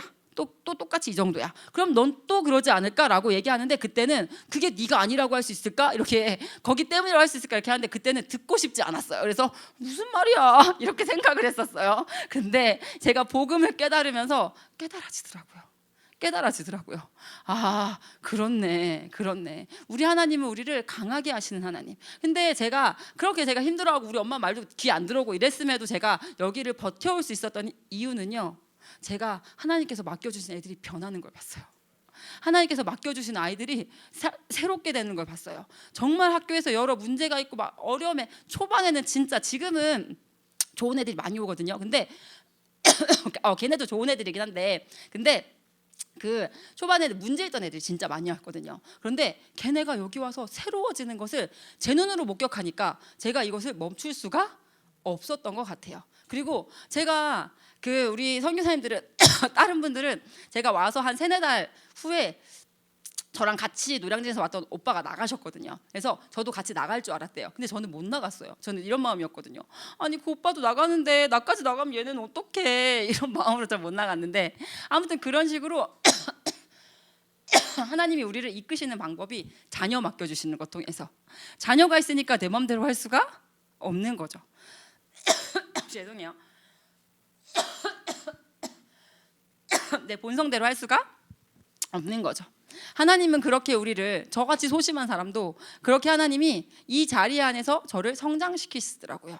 저의 소심한 그럼에도 불구하고 영혼을 맡겨주시니까 제가 이것을 책임을 지기 위해서 이 길을 가더라고요. 여러분 우리 아이들이 다스릴 수 있는 힘을 가진 자로 길러주셔야 돼요. 저도 그래서 저희 아이들한테 저희 어린 자녀들한테 자꾸 스스로 선택해보게. 그리고 제가 계속 알려주고 제가 하는 본을 보여주고 애들이 스스로 선택해보게. 용광살을 먹고 왔는데도 이러네요. 기침이 이게 안 떨어지네요. 자, 그래서 여러분 아이들이요 그렇게 도움을 받아봐서 다스리고요. 그리고 도움을 받아봐서 다스리는 것을 넘어서 스스로 자기 감정을 다스려보고 그리고 다른 사람의 감정까지 다스릴 수 있도록 이끌어주는 거. 하나님이 우리 사람 성장하게 하시는 게 그거 아니에요? 부모의 도움으로 커요. 그렇죠? 자기 몸을 돌보는 것을 부모의 도움을 받아서 해봐요. 그리고 여기는 아마 이제 중고등학생, 초등학생 부모님들이 많을 거라고 생각을 해요. 그 친구들이 어떻게 해요? 스스로 몸을 다스리고 돌보는 것을 해요. 그리고 이제 어떻게 해요? 부모가 돼서 누군가를 또 돌봐주는 것을 하게 하는 것. 하나님이 우리 인생을 그렇게 설계해 놓으셨어요. 그래서 우리도 우리 아이들이 그렇게 할 수 있게, 그리고 아이들이 생각해야 돼요. 기억해야 돼요. 뭐를 기억해야 되냐면 나는 지금 나를 다스리고 있어. 나는 지금 나를 돌보고 있어. 라는 인지를 하는 게 필요해요. 전 30살 넘어서 그걸 해서 깜짝 놀랐다니까요.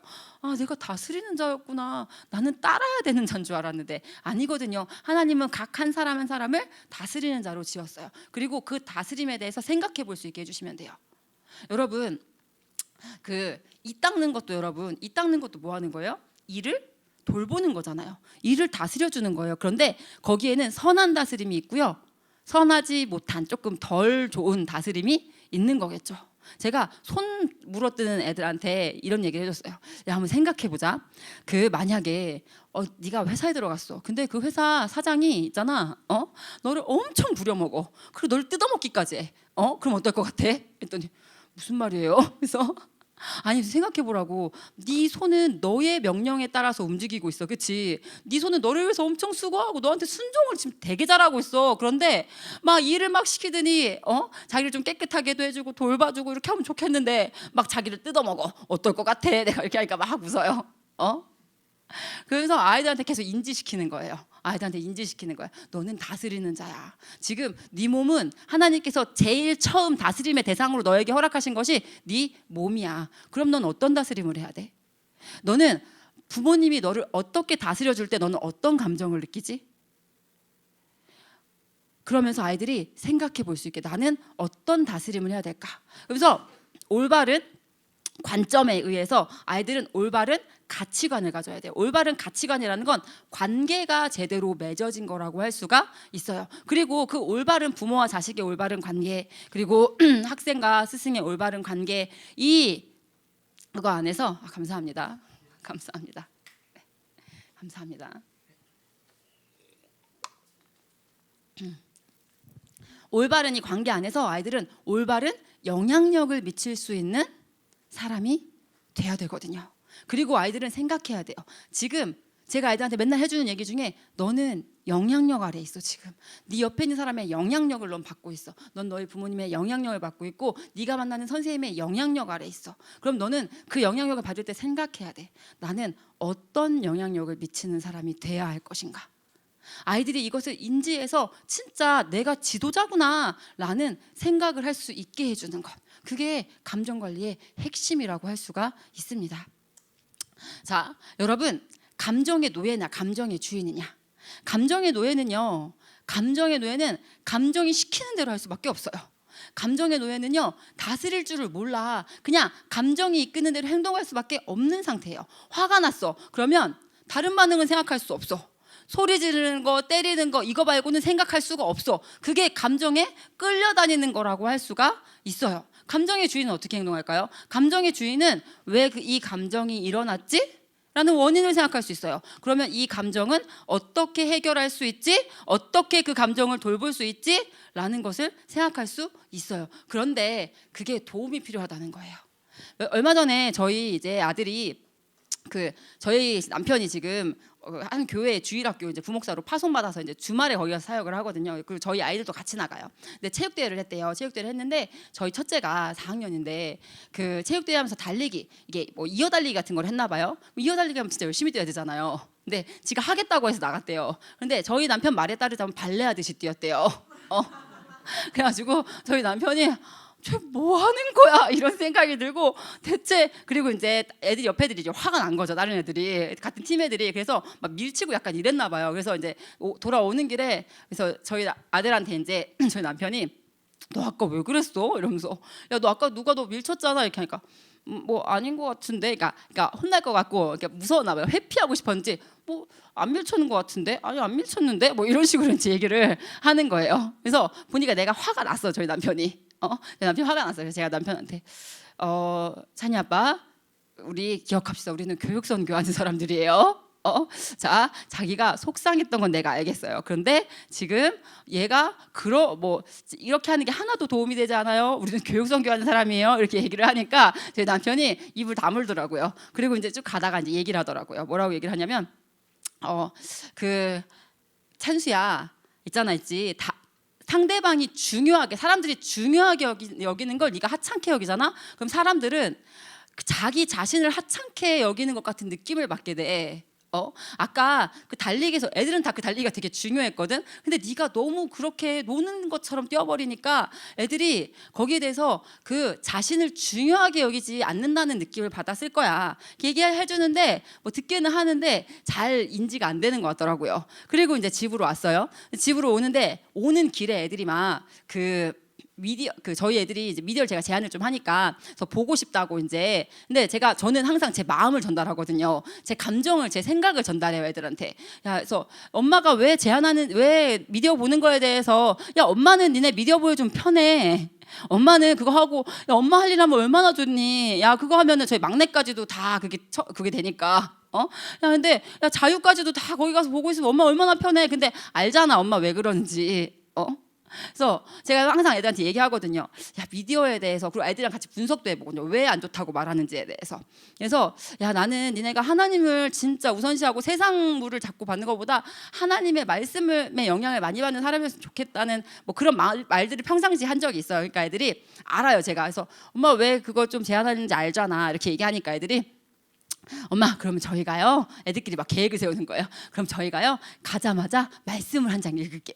그리고 가자마자 저희끼리 모여서 기도를 할게요. 그리고 뭐 찬양을 하나 부르고 그리고 저희가 그 미디어를 볼게요. 뭐 이렇게 하는 거여서 그래 그럼 니네가 시간 제한해서 하고 나서 뭐 이제 그 같이 그거에 대해서 같이 이야기해보고 하나님 나라 관점 언약 관점 구속사적 관점을 분석해보는 거 니네가 해봐 이제 뭐 이런 계획을 차에서 세웠었어요. 그리고 왔는데 도착하니까 동생들은 다 까먹었어. 동생들은 이제 막 뭐 얼음 얼리고 뭐 하고 막 자기들 할 거 하고 막 놀아. 근데 우리 첫째는 막 오자마자 성경을 펴서 혼자 읽고 막 혼자 기도를 하고 혼자 찬양을 하고 했는데 애들은 아무도 안 했어. 그러니까 열이 받는 거죠 이제. 뭐야? 제가 하나님 감사합니다. 기회를 똑같은 일이 또 벌어진 거잖아요. 그래서 찬수야, 네가 중요하게 여겼어 그거를, 그치? 엄마는 찬수가 참 자랑스럽더라. 찬수가 그렇게 오자마자 진짜 그게 목표한 걸 하기 위해서 그렇게 하는 모습이 참 엄마 보기 좋았어. 근데 찬수야 어때? 너는 중요하게 여겨서 이거를 막 하는데 동생들은 중요하게 여기잖아. 네가 마음이 어때? 안 좋아요. 그럼 아까 그 친구들 마음이 어땠는지 알겠지? 알 것 같아요. 여러분 하나님께 기도할 때 하나님은 알려주세요. 근데 이 감정에 끌려다니면 안 되는 거 당연히 알죠, 그렇죠? 다스려야 되는 거 알죠. 그런데 도움이 필요해요. 저희 남편이 제 도움이 필요했고요. 우리 아이가 그 다른 사람의 감정을 공감하는데 도움이 필요했어요. 여러분 내 옆에 있는 나의 남편에게 나의 아내에게 그 도움이 필요하고요. 우리 아이들에게 그 도움이 필요해요. 그런데 그 도움의 방식이 인격적인 방식으로 하나님께서 나에게 하시는 그 방식으로 어떻게 할 수 있을 것인지에 대한 고민이 필요한 거예요. 여러분 그래서 우리는요 아이들이 자극을 하면요 아이들한테 자극을 해요, 그렇죠? 그럼 우리는 반응을 해요. 그런데 우리가 항상 아이들이 우리에게 자극을 했을 때 그 자극과 반응 사이에 공간이 있다. 이거 피터 프랭클이라는 유명한 사람이 한 말인데, 여러분 우리 자극과 반응 사이에 공간이 있어요. 공간의 선택이 우리 삶의 질을 결정짓는데요. 근데 여러분 우리는 그 공간에 누가 오셔야 될까요? 성령께서 오셔야 됩니다. 성령께서 오셔야 됩니다. 아이들이 자극을 줘요. 그럼 남 반응이 나가요. 그런데 잠깐 멈춰서 그래서 그 공간 안에 성령님을 모시는 거예요. 성령님, 지금 이 순간 제가 어떻게 행동하는 것이 옳습니까? 라고 하나님께 여쭤보는 그 시간이 반드시 필요하다는 거예요. 그러면서 하나님은 이 순간에 나에게 어떻게 하셨지? 하나님은 내 인생을 어떻게 끌어오셨지? 그리고 반응하자는 거예요. 감정을 대하는 여러 유형이 있다고 해요, 여러분. 여러분이 한번 점검을 해보시면 좋겠는데요. 첫 번째 유형은 축소 전환형이에요. 축소 전환형은 아이의 감정을 별로 중요하게 여기지 않아요. 뭐 이런 얘기를 하는 거죠. 그런 일로 슬퍼할 필요가 있니? 이렇게 얘기를 한다든지, 아니면 부정적 감정이 빨리 사라지도록 하기 위해서, 그 부정적 감정이라는 것 자체가, 이 축소 전환형의 부모는 이 부정적 감정이라는 것 자체가 본인이 불편해. 아이가 부정적 감정을 경험하는 것을 본인이 불편해. 그러다 보니까 막 얘가 공부 재미없어 하기 싫어 이렇게 하면 빨리 바꿔주고 싶은 거야. 그 마음을, 그건 아닌데, 그럼 안 되는데 이래가지고 빨리 바꿔주고 싶어서, 야 그러지 말고 빨리 해, 초콜릿 줄게, 뭐 이런 식으로 전환을 시킨다든지. 그러니까 공부에 대해서 느낀 감정을 간과하는 거예요. 그래 맞아, 공부하기 싫을 수 있지, 엄마도 그럴 때 있었어, 이렇게 좀 편안하게 반응을 해주면 좋은데, 막 그게 내가 부담스럽고 그게 내가 어떻게 해야 될지 모르겠는 거야. 내가 어떻게 다스려야 될지 모르니까 어떻게 해요? 막 그냥 간과해버리고 넘겨버리는 거예요. 그러지 말고 잘해, 그럼 초콜릿 줄게. 초콜릿이라는 보상으로 감정을 눌러보려는 거예요. 또는 막 이런 것들, 감정이 별거 아니라고 생각해서 놀리거나 농담으로 하는 경우, 화내니까 더 예쁜데, 화내는 모습이 누구 닮았다, 뭐 이렇게 하는 모습들. 또 야 네가 아직 몰라서 그러나 본데, 아이의 감정은 믿을 수 없다고 생각하는 경우. 그러니까 왜 그런 거냐면, 이거는 부정적 감정을 보이면 부모 자신의 마음이 편치가 않아요. 빨리 다른 감정으로 전환시키려고 하는 거라고 할 수가 있어요. 근데 이러면 어떤 일이 발생하냐면요, 아이가 내가 느끼는 감정이 잘못됐어, 그 순간에 그런 감정을 느끼면 안 되나 봐, 내 감정은 잘못됐나 봐 라고 생각을 해요. 그래서 나는 비정상인가? 라는 의구심을 갖게 한다는 거예요. 그럼 당연히 뭐가 낮아지겠어요? 자기 자신을 믿을 수가 없어. 자신감과 자존감이 낮아질 수밖에 없다는 거예요. 자, 그 두 번째 유형이 뭐냐면 억압형이에요. 억압형은 어떤 유형이냐면 축소형과 비슷해요. 뭐가 비슷하냐면, 감정을 좋은 것과 나쁜 것으로 양분한다는 것에 있어서 비슷해요. 아이의 감정을 별로 중요하게 여기지 않는다는 것에서 비슷해요. 다른 점은 뭐냐면요, 아까 그 축소 여기서는 혼내지는 않았거든요. 근데 여긴 더 세요. 여기는 혼내요. 야 지금 그런 거 갖고 우냐? 막 이런 식으로. 이제 야 시끄러워, 울지 마, 그까짓 거 갖고 우냐? 할머니라도 돌아가셨냐? 이런 식으로 하는 거. 그래서 이거 하면서 반성 많이 했잖아요. 제가 내가 그랬는데 여러분, 근데 이게 안 된다는 거예요. 이렇게 야단치는 식으로 반응하는 게 우리가 미워서 그러는 게 절대 아니에요. 그냥 아이가 행복했으면 좋겠고, 별거 아닌 그런 거는 그냥 좀 넘어갈 수 있었으면 좋겠고, 근데 과정이 필요하거든요. 우리도 언제 여러분 짜증나고 화나세요? 내 감정을 존중받지 못했을 때. 내가 지금 힘들어하는데 우리 남편이 저를 향해서 뭐 그런 거 갖고 하네? 뭐 이렇게 얘기하면 진짜 마음이 무너지잖아요. 이 사람까지 나를, 막 이런 생각이 들잖아요. 여러분, 한 사람만 내 감정을 받아주는 사람이 있어도 달라져요. 제가 그래요, 제가. 근데 여러분, 아이들은 더 하죠. 우리보다 어린데요. 이렇게 야단치는 식으로 반응하면 안 된다는 거예요. 그래서 그 올바른 행동을 가르치려는 의도잖아요. 그럼 우리는 올바른 걸 가르쳐야죠. 억압된 감정은요, 여러분, 감정을 눌러버리잖아요. 그러면 상처로 남아요. 그리고 사회생활에 큰 문제를 가지고 와요. 왜냐하면 자기 감정을 항상 그렇게 당했고, 그래서 자기가 그런 감정이 느낄 때 이러면 안 되는데, 왜? 엄마가 나한테 내준 길이 얘는 기억이 나거든요. 아빠가 나한테 해준 길이 기억이 나거든요. 그래서 이러면 안 돼. 우리 선교사님 중에 한 분이 그 눈물이 안 나가지고, 남자분이셨는데, 남자 선교사님이신데, 어릴 때 남자애가 남자 새끼가 이렇게 우냐 막 이런 소리를 진짜 많이 들으면서, 이제 자기가 난 진짜 절대 울지 않는다. 원래 되게 잘 울었었대요. 근데 난 절대 울지 않아. 난 절대 울지 않아. 너무 기분이 나빠서 난 진짜 안 울 거야. 그러면서 진짜 안 울게 됐대요. 그리고 중학교, 고등학교를 했고, 그땐 불신자였고, 그러다 이제 마이클 선생님 만나서 예수님 만나서 이제 하는데, 하나님 앞에서 울고 싶은데 자기는 지금까지 안 울고 살아왔고, 울고 싶은데 울 수가 없는 이 답답함에 대해서 이야기하시는 모습을 봤어요. 근데 이후에 또 하나님께서 어떤 문제를 가지고 기도하면서 눈물을 터지게 하셨다, 뭐 이런 얘기를 하셨는데, 여러분, 이 아이들은요, 이 억압을 받으면 그거를 못하는 존재가 돼버려요. 그건 하면 안 되는 거야. 그건 나쁜 거야. 이게 삶에 배버린다고요, 여러분. 그래서 아이들이 어떤 또 결과를 가져오냐면 상대방의 감정을 공감해 줄 수 있는 사람이 돼야 되는데 항상 자기는 억압해 왔어. 그래서 다른 사람의 어떤 그 감정에 대해서도 받아들여주고 공감해 줄 줄을 몰라요. 그래서 관계의 문제를, 사람은 관계적 존재고 관계를 맺으면서 살아야 되잖아요. 그런데 상대방의 감정을 공감해주지 못하는 아이가 되어버릴 수 있다는 거예요. 부모는 절대 그런 것을 의도한 게 아니었는데도 말이죠. 자, 그리고요 여러분, 세 번째 유형은 방관형이에요. 방관형. 감정을 수용해줘요. 부정적 감정도 허용해줘요.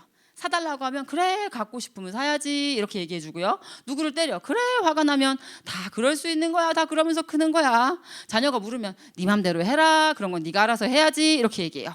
여기는 어떤 유형이에요? 감정에 대한 올바른 대처법에 대한 지도가 없어요.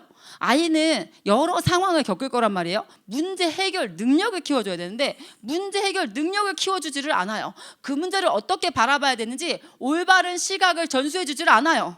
그래서 아이는 내 행동이 어디까지가 괜찮고 어디까지가 잘못됐는지, 바람직한 행동의 한계를 얘가 찾을 수가 없는 거예요. 자, 여러분, 그럼 우리는 어떻게 해야 될까요? 이 세 가지 유형은 다 좋지가 않아요, 지금 보니까. 그렇죠? 자, 그럼 어떻게 해야 될까요, 여러분? 우리는 감정 코칭형이 돼야 돼요.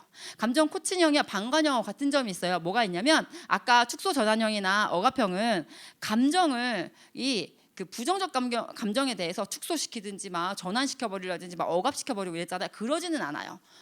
그 방관형은 그러진 않잖아요. 그래서 방관형은 이 부분은 같아요. 감정 코칭형은요, 감정을 있는 그대로 수용해 줘요. 부정적 감정도 허용을 해줘요.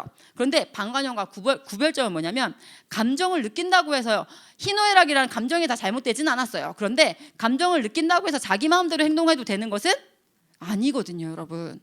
행동에 적절하게 제한을 두고 바람직한 행동을 할 수 있도록 함께 대안을 찾거나 문제 해결을 도와줘요. 그래서 아이가 이런 감정을 느낄 때 내가 이렇게 행동해야 되는 거구나 라는 것을 배워갈 수 있게 하는 게 바로 감정 코칭형이에요. 우리 부모들이 자기 스스로에 대해서 감정 코칭을 할 수 있어야 돼요. 저는 아침에 일어나면 알아요, 머리로.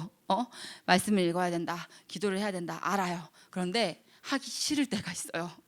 감정적으로 분명히 내 지성은 말하고 있어요. 하지만 내 감정은 하기 싫어 라는 마음이 들 때가 있어요. 그냥 다시 자고 싶어 라는 마음이 들 때가 있어요. 그럼 저는 어떻게 하냐면 가서 머리를 감아요. 왜요? 머리를 감으면 머리가 젖었잖아요. 다시 눕지는 않거든요. 다시 눕지는 않거든요. 근데 제가 많이 실패를 했어요. 어떤 실패를 했냐면 기도해야지. 그래서 자리에서 이제 누워서 앉아서 이제 기도하다가 잠깐 옆으로 숙여졌다가 다시 잠든 적이 많거든요, 여러분. 그런 경험을 통해서 제가 가서 머리부터 감고 와요. 여러분, 그런 식으로 자기 감정을 자기가 코칭할 수가 있어야 되는 거거든요. 내 감정에 대해서 내가 이런 감정을 느낄 때 나는 이렇게 행동하면 나는 다시 잘할 수 있게 돼. 이게 있어야 되는 거거든요. 그래서 요거를 해줄 수 있어야 돼요. 그래서 이런 식으로 하는 거죠. 화날만 하다. 나도 내가 열심히 만든 것을 누가 망가뜨렸으면 진짜 화가 날 거야. 이런 식으로 공감을 해주는 거야. 그럼 뭐 해주는 거냐면 아이가 스스로를 좀 신뢰할 수 있어야 되거든요. 아, 그런 감정을 느끼는 게 이상한 게 아니구나. 자기 행동에 대해서 아이들은 그러면 안도감을 느끼게 돼요. 야, 뭐 그런 거 갖고 화를 내니? 이러면 아이들이 자기에 대해서 불신감을 갖게 돼요. 그래서 우리 아이들이 감정을 수용해 주는 걸 통해서 아, 사람은 누구나 그런 감정을 느낄 수 있어. 아, 우리 엄마도 아빠도 그런 감정을 느낄 때가 있었어 라는 것을 알려줘야 돼요. 그리고 또 그걸 통해서 뭐가 생기냐면 부모와의 유대감을 아이들과 형성을 할 수가 있는 거예요. 그럼 엄마는 그때 어떻게 했을까? 안 물어봐도 아이들 궁금해지거든요. 우리가 얘기 안 해주면 아이들 안 해줘도 애들은 그것에 대해서 궁금해하게 돼 있거든요. 그래서 문제의 본질을 함께 좀 생각해보고, 이럴 때는 어떻게 해야 되지? 이렇게 생각을 해보게 하는 거예요. 그러면 아이들이요 나중에 비슷한 상황이 또 발생할 때가 있을 거예요. 그때 자기의 감정과 상황을 돌볼 수 있는 힘과 자신감을 얻을 수 있게 된다는 거예요. 그래서 우리는 이걸 해줘야 돼요. 공감을 해주시고 제안을 해주셔야 돼요. 기분이 나빴겠다. 근데 동생을 때리는 건 안 돼. 네가 화나고 속상한 건 어떻게 표현하면 좋을까? 자, 이런 이야기를 해줄 수 있어야 되는 거예요. 자, 이게요 다시 말하자면 이거예요. 처음에는 뭘 해주는 거예요? 아이가 느끼는 정서를요 비판, 가르침의 관점이 아니라 일단은 있는 그대로 수용을 해주는 거예요. 그리고 신뢰를 형성해 줘야 돼요. 감정이 아플 때 달려올 수 있는 대상이 되어 주어야 한다는 거예요. 그래서 근데 이 내가 감정이 아파. 학교 갔다 와서 진짜 나 오늘 학교 너무 힘들어. 진짜 학교 가기 싫어. 뭐 이렇게 하면 엄마가 이렇게 얘기하는 거죠. 야, 네가 힘든 게 뭐가 있어? 야, 내가 어떻게 하는지 알아? 막 이렇게 하면 아이가 학교에서 뭔가 힘든 일이 있었어. 분명히 1차적으로 원인이 있었어. 그런데 엄마 그거는 이제 눌려버리고 이제 뭐가 또 하나 더 생겼어요? 나를 이해해주지 않은 엄마에 대한 억울함, 미움, 뭐 이런 것들이 이제 생겨버린다는 거죠. 그리고 엄마와 관계가 안 좋겠죠. 그리고 어떻게 되는지 아세요? 그런데 이제 동생이 왔다 갔다 하는 거죠. 그러면 내가 나를 표출해도, 내 분노나 내 감정을 표출해도 나에게 안전한 대상이 동생이거든요. 그러니까 이렇게 하죠. 야, 너 저리 안 가? 저리 가! 막 이러면서 괜히 동생한테 눌려있던 게 폭발을 해버리는 안타까운 상황이 많은 집에서 발생을 하는 거죠. 그래서 먼저는 뭐 해야 되냐면 아이에게 내 감정이 아플 때 달려올 수 있는 대상이 부모님이 되어주셔야 돼요. 왜냐하면 부모님이 그것을 해주지 않으시면 아이들은 어떻게 할까요? 아이들은 다른 데에서 신뢰의 대상을 찾아요. 그게 친구인 경우가 있는데 그 친구를 믿고 친구하고 친구의 영향력 아래서 아이들이 조금 더 삐딱한 길로 가는 경우들이 많거든요, 여러분. 그렇기 때문에 부모님이 일단 그 대상이 되어주는 게 너무너무 필요해요. 그리고 교회 안에 그런 대상이 있으면 너무 좋아요. 그래서 저희가 공동체를 강조하는 거라고 할 수가 있어요. 공동체 안에 선교사님이 또 그런 대상이 되어주면 너무 좋죠. 그리고 공동체 안에서 멘토, 선배, 후배들이 이제 서로가 서로에게 그런 역할을 해줄 수 있으면 너무 좋은 거죠. 같은 정신으로 교육받고 같은 정신으로 훈련받고 있는 그 친구들 안에서 그런 신뢰의 대상이 있다면 그것만큼 기쁜 일이 없겠죠. 아이들이요, 자신감이라는 건 여러분, 자신감이라는 건 뭔지 아세요, 여러분?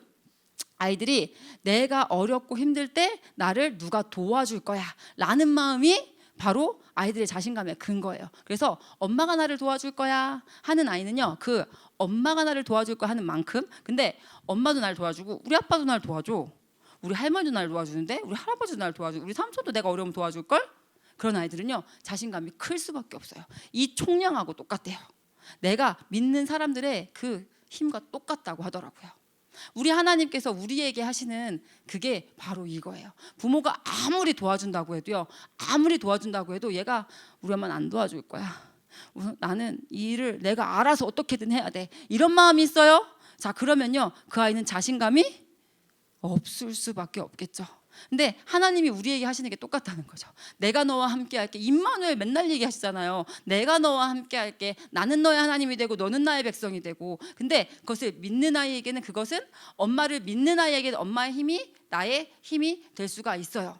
하나님을 믿는 사람에게는 하나님의 힘이 나의 힘이 될 수가 있어요. 제가 그렇게 나는 그냥 노젓는 사람 되고 싶어요. 이게 제가 해서 내가 아직 그 믿음의 크기가 작구나. 하나님 믿는 그 담대함이 내가 부족하구나. 제가 이런 생각이 들더라고요. 자, 여러분, 그래서 우리 아이들에게 가장 먼저는요, 신뢰의 대상이 되어주시는 것이, 내가 내 감정을 가서 얘기해도 우리 엄마는 안전한 대상이야 라는 것을 해주시는 게 필요해요. 자, 그리고요, 그 다음 단계는 뭐냐면 감정의 원인을 생각해 볼 수 있도록 돕는 거. 제가 아까 젤리 사건 아이에게 왜 얘가 지금 속상한지에서 같이 분석을 해봐서 3가지를 원인을 분석을 했잖아요. 그래서 그런 원인을 생각해 보도록 도울 수 있는 거. 그리고 근데 진짜 얘가 어떻게 이 현상을 바라봐야 돼? 문제의 본질을 인지하는 거. 자, 그리고 3단계는 뭘까요? 그러면 이 문제는 어떻게 해결할 수 있지? 진짜 느껴야 될 감정은 뭐지? 제가 컨닝 사건에서 진짜 느껴야 될 감정은 뭐였어요? 안타까움이었거든요. 다른 친구들을 향한. 그래서 그 진짜 느껴야 할 감정이 무엇이지? 문제 해결을 위해서 누구에게 도움을 청할 수 있지? 문제 해결을 위해서 어떻게 의사소통할 수 있지? 이런 생각들을 해야 되는 거예요. 근데 아이가 지금 발달 단계, 아이하고 부모와의 지금 신뢰의 그 정도 형성, 거기에 따라서 여러분이 1단계만 해주셔야 되는 상황일 수도 있어요. 2단계까지 갈 수 있는 분들도 계실 거고요. 3단계까지 가실 수 있는 분들도 계실 거예요. 이거는 아이의 발달 단계와 아이가 감정이 상한 정도와 이런 것들을 고려하시면서 아마 하셔야 될 거예요. 자, 아이들에게는요, 인생에서 아이들의 발달 단계에 따라서 아이들이 성취해야 될 감정들이 있어요. 아이들이 발달 단계에서 이 영아기 때는요, 부모의 역할은 보호자예요. 아이들은 감정적으로 어떤 감정을 이때 획득을 해야 되냐면 신뢰감과 불신.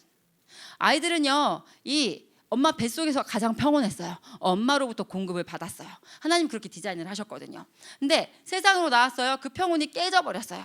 자, 근데 우리 이 아이들이 엄마 뱃속에서 나왔어. 너무 평온하지 않아. 뭔가 모든 게 달라졌어. 뱃속에 있을 때는 그냥 저절로 공급이 됐는데 어떻게 해야 되지? 라는 이 상황에서 어떻게 내가 우니까 우리 엄마가 나한테 기저귀 갈아주네. 우리 엄마가 나한테 먹을 것을 주네. 이런 것을 통해서 나에게 나의 필요를 공급하는 누군가가 있구나. 부모를 통해서 요걸 알아야 되는 시기. 그래서 신뢰감이 이때 형성돼야 한다고 할 수가 있어요. 그래서 필요나 어려움이 있을 때 누군가가 나를 돌봐주는구나 라는 그 신뢰감이 형성돼야 되는 시기가 영아기의 시기라고 할 수가 있어요. 자, 그런데 우리 어른이 되었는데 어른 된 사람들 중에 자꾸 의욕을 잃어버려. 시도해야 되는 걸 아는데 못해. 왜요? 이 자신이 없어서 그런 경우들이 많죠. 이게 나를 돕는 분에 대한 신뢰가 되지 않고 자꾸 불신만 돼. 뭐에 대해서? 나 자신의 부족함만 보일 때 사람들은 이럴 수 있다는 거예요. 그래서 어린 시절에 자꾸 시도하는 힘, 실패를 딛고 일어서는 힘을 키워주는 것이 반드시 필요하다고 할 수가 있어요. 그래서 신뢰 안에서 아이의 이야기를 비난이나 정죄 없이 수용해주는 존재가 되어야 되는 게 부모라고 할 수가 있어요. 그런데 여러분, 불신은 그럼 없어야 될까요? 아니요, 불신도 필요합니다.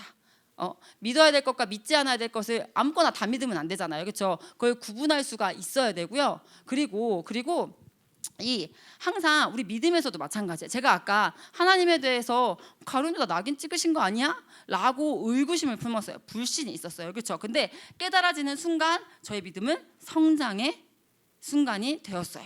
그래서 언제나 신뢰감과 불신 두 가지가 우리 인생에선 다 필요해요. 그런데 뭐가 더 커야 돼요? 신뢰감이 더 커야 되는 거예요. 불신감이 더 커버리면 자신감 없는 아이가 될 수 있다는 거예요.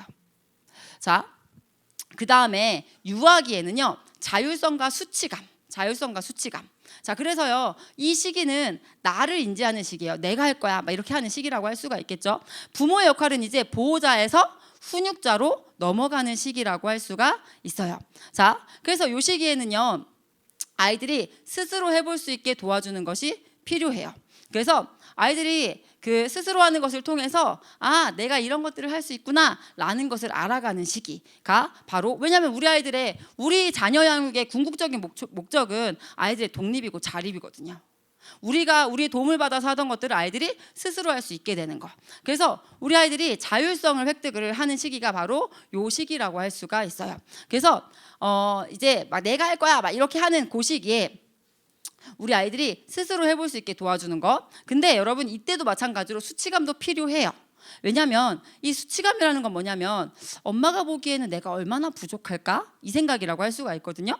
근데 이 생각이 필요해요. 왜 필요하냐면 내가 내리는 나의 자율적인 이 결정과 선택이 다른 사람한테는 바람직하지 않을 수가 있겠죠. 당연히. 그렇죠. 그래야 겸손을 배울 수 있어요. 그래야 자신의 부족함을 인정할 줄 알아요.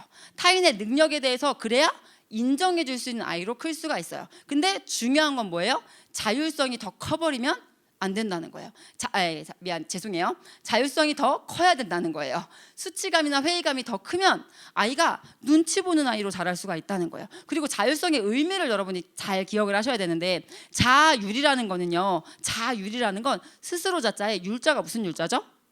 법율자예요. 법칙 율자예요. 그러니까 스스로 법칙을 세워서 한다는 거지, 이 자유라는 게 그냥 하고 싶은 대로 내가 오늘은 이렇게 했다 다음엔 저렇게 했다 이게 아니라 스스로 규칙을 세울 수 있게 도와주는 것이 자율성이라고 할 수가 있어요.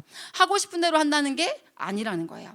그래서 그 자기가 해야 될 것, 안 해야 될 것을 딱 기준을 따라서 세워서 할 수 있도록. 그런데 거기 안에서 우리 아이들에게 이 방향을 향해서 내가 가야 되는 거구나 라는 것을 부모의 모습을 통해서 우리 아이들이 알아가야 된다는 거예요. 그래서 우리는요, 어떻게 말해야 돼요? 야, 너는 왜 이렇게 흘리면서 네가 하려고 하냐? 이렇게 비난하시면 안 돼요. 야, 네가 혼자 하고 싶어서 이렇게 혼자 먹고 싶어 하는구나. 그래, 우리 아들이 많이 컸구나. 그런데 흘리는 것을 보니까 엄마는 네가 좀 조심했으면 좋겠다. 그러니까 뭐예요? 아이의 마음은 받아주고 내 마음은 전달한다는 거예요. 지금 아이들이 많이 크셨죠. 그런데 여러분, 뭐를 점검해 보셔야 되냐면 내 아이에게 지금 나타나는 지금 현상을 통해서 신뢰감이 적절하게 잘 성장했는가, 자율성이 잘 성장했는가 보시고, 만약에 안 된 부분이 있으면 거기서부터 채워주셔야 돼요. 제가 우리 아이들 그 IN국제학교에는 이제 고등학생, 뭐 중학생 이때 애들이 오잖아요. 근데 왔는데 지금 신뢰감 형성이 안 돼 있어. 자신감이 하나도 없어. 이런 아이들을 봤고요. 또 얘가 사람들하고는 되게 잘 지내. 그런데 정말 제멋대로야. 이 자율성이 제대로 키워져야 되는 시기에 이 훈육자, 부모의 훈육자의 그런 이게 필요했던 시기가 조금 공백이 있었나? 그래서 그 아이들마다 제가 다르게 돼요. 그래서 어떤 아이는 이 자기가 분노가 났을 때 막 어찌해야 할 바를 몰라요.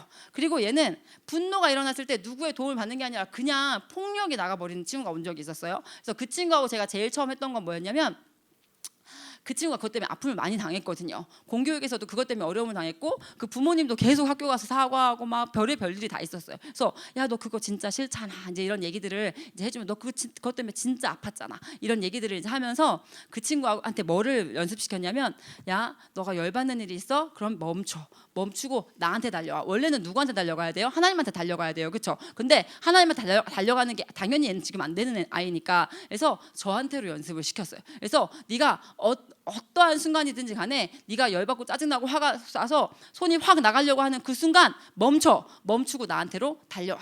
그래서 그거를 연습을 시켰었어요. 여러분, 이런 식으로요, 지금 내 아이에게 어떠한 부분에 부족함이 있지라는 것을 살펴보시는 게 필요하다는 거예요. 엄마하고 관계는 좋은데 너무 다 의존적이고 이건 어떻게 해야 돼요, 저건 어떻게 해야 돼요 하면 그 아이에게는 지금 뭐 해주셔야 돼요? 자율성 심어주셔야 돼요. 그리고 약간 어떻게 해주셔야 돼요? 과하게 칭찬을 좀 해주시면서 이렇게 하셔야 돼요. 얘가 조금 제멋대로야. 그러면 이것들이 어떠한 영향을 끼치는지 아이들이 생각할 수 있는 기회를 마련해 주셔야 돼요. 아이들이 다른 사람은 어떻게 생각할까에 대해서 생각해 볼 수 있는 기회를 마련해 주셔서 자율성과 수치관이 균형 있게, 하지만 뭐가 더 크게, 자율성이 더 크게 가르쳐 주시는 게 필요하다는 거예요. 자, 그래서 여러분, 이 자율성이 뭐하고 관련이 있냐면 목적의식하고 관련이 있어요. 목적의식이 없어서 안쓰러운 아이들 많아요, 그렇죠? 내 아이가 좀 목적의식, 목표를 따라서 좀 행동했으면 좋겠는데 요즘은 그게 진짜 안 되는 애들이 많더라고요. 근데 여러분, 자율성을 안 주면서 목적의식이 있었으면 좋겠다, 이건 모순이에요. 이건 그렇게 될 수가 없는 거예요. 여러분, 그래서 우리 아이들이 상황을 따라 살아가는 사람이 아니라 자기가 결정을 해보는 경험들이 필요하다는 거예요. 자기가 결정해보고 거기서 결과를 맞닥뜨려 보는 것을 통해서 아, 이건 이렇게 해야 되는 거구나 라는 것이 반드시 필요하다는 거예요. 여러분, 그 상황 따라 살아가는 사람들이 있어요. 그냥 내가 어떤 목적의식을 갖고 목표의식을 갖고 보다도 상황을 그냥 따라가는 사람들, 이게 자기가 어렸을 때 스스로 결정을 잘 못 해본 경우에 그런 경우들이 많아요. 왜냐하면 수치심이 더 커요. 내가 이 결정을 했을 때 사람들은 어떻게 생각하지? 내 결정을 했을 때 잘못되면 어떡하지?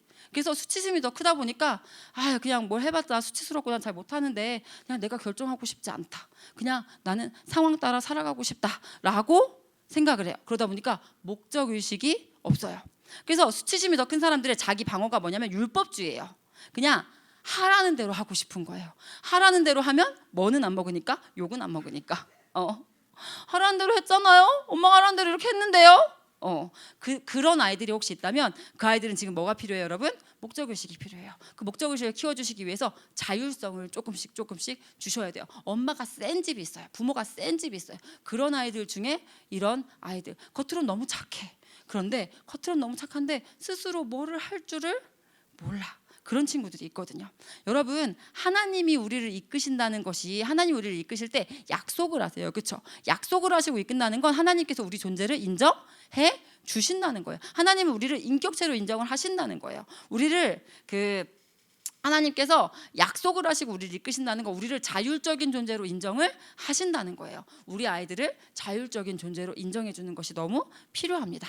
자, 그리고 그 다음 단계가 뭐냐면 주도성과 죄책감이에요. 우리 아이가 주도성이 있나 한번 생각해 보셨으면 좋겠어요. 요 시기 5살에서 7살 시기가 원래는 주도성을 획득해야 되는 시기예요.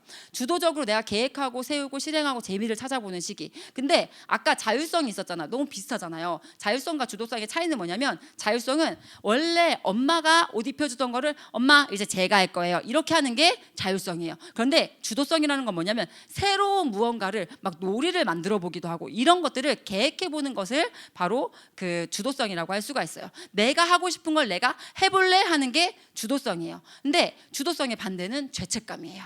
근데 여기서도 마찬가지예요. 이 주도성이 더 커야 돼요. 죄책감이라는 건 뭐냐면 아까 수치심은 엄마가 나를 어떻게 볼까, 다른 사람들이 나를 어떻게 볼까 이거였잖아요. 그런데 이제는 양심이 발달하기 시작해요, 아이들이. 그래서 이 죄책감이라는 건 내 양심에 비춰볼 때 나는 어떻지? 라고 생각하는 것이 바로 죄책감이라고 할 수가 있어요.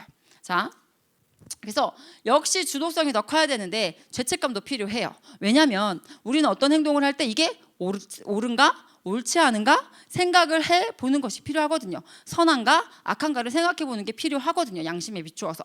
근데 주도성보다 죄책감이 크면 이게 뭘 하려고 주도적으로 뭘 하려고 하다가도 잘못될 수 있는데, 나쁜 영향을 끼칠 수 있는데, 처벌과 실수가 있을 수도 있는데 해서 못해요. 그러니까 다시 말하자면 뭐냐면 주눅든 아이. 내 아이가 혹시 주눅 들어있는 아이라면 한번 생각해 보셔야 돼요. 이 아이가 죄책감이 커서 그럴 수가 있어요. 그런 아이라면 자꾸 주도적인 자리에 서볼 수 있도록, 근데 주도적인 자리를 이 아이는 지금 싫어할 거예요. 그런데 그런 자리를 자꾸 응원해주고 좀 죄책감을 느끼지 않을 수 있게 이런 것들을 해주는 것이 필요하다는 거예요. 그래서 어떤 걸 잘못했는데 너무 과도하게 혼인하게 되면 두려워서 다음번엔 시도도 못해요. 그게 바로 이 그 죄책감이 큰 아이들의 모습이라고 할 수 있어요. 이 아까 목적에 대해서 이야기했잖아요. 자율성이 목적 의식과 관계되어 있다고 했잖아요. 근데 목적을 이루려는 힘이 이 주도성이라고 할 수가 있습니다. 자, 그리고요 초등학년기에 형성되어야 되는 게 뭐냐면 근면성과 열등감이에요. 자, 초등학년기에는 이제 어떤 시기가 됐냐면 유치원에서는 누가 뭘 잘하고 이게 그렇게 크게 안 보여요. 근데 초등학교 딱 가면 이제 잘하는 아이가 있고 못하는 아이가 있구나. 그동안은 그냥 너의 존재 자체로 사랑스럽다. 물론 지금도 존재 자체로 사랑스럽지만 이제 성장을 하거든요. 그러면서 행동의 결과가 열매 맺어지는 시기, 그걸 성과로 보여줘야 하는 시기가 초등학년기라서 이게 나보다 잘하는 애가 있네.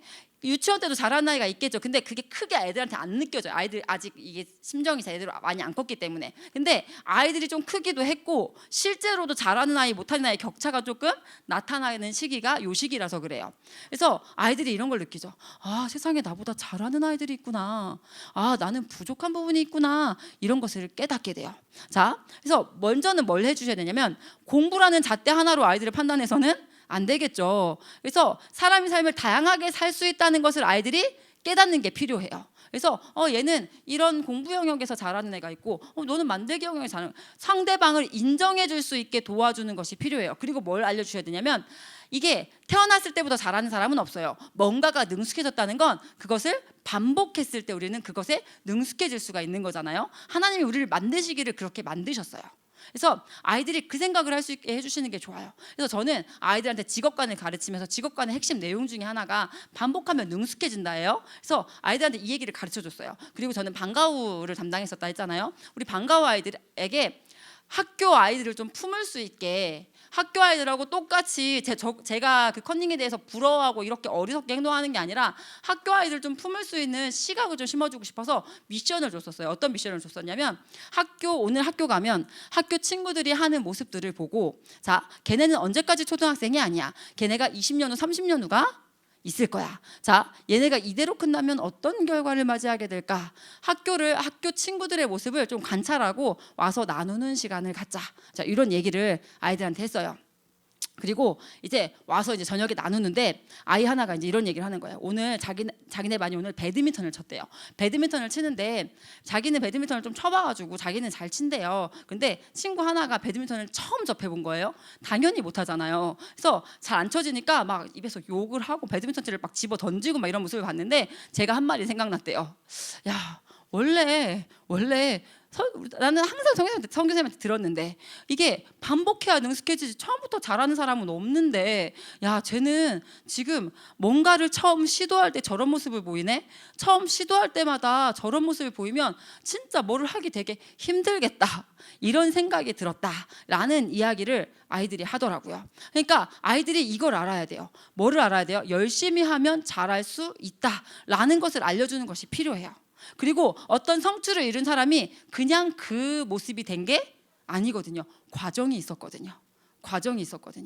아름다운 부부의 모습을 보고 자란 아이, 그게 그대로 아이들 삶에 스며들 수 있어요. 그런데 부모님은 진짜 아름다운 부부로 잘 사셨는데 얘는 결혼해서 엉망이고 난리야. 지금 이혼할까 말까 난리야.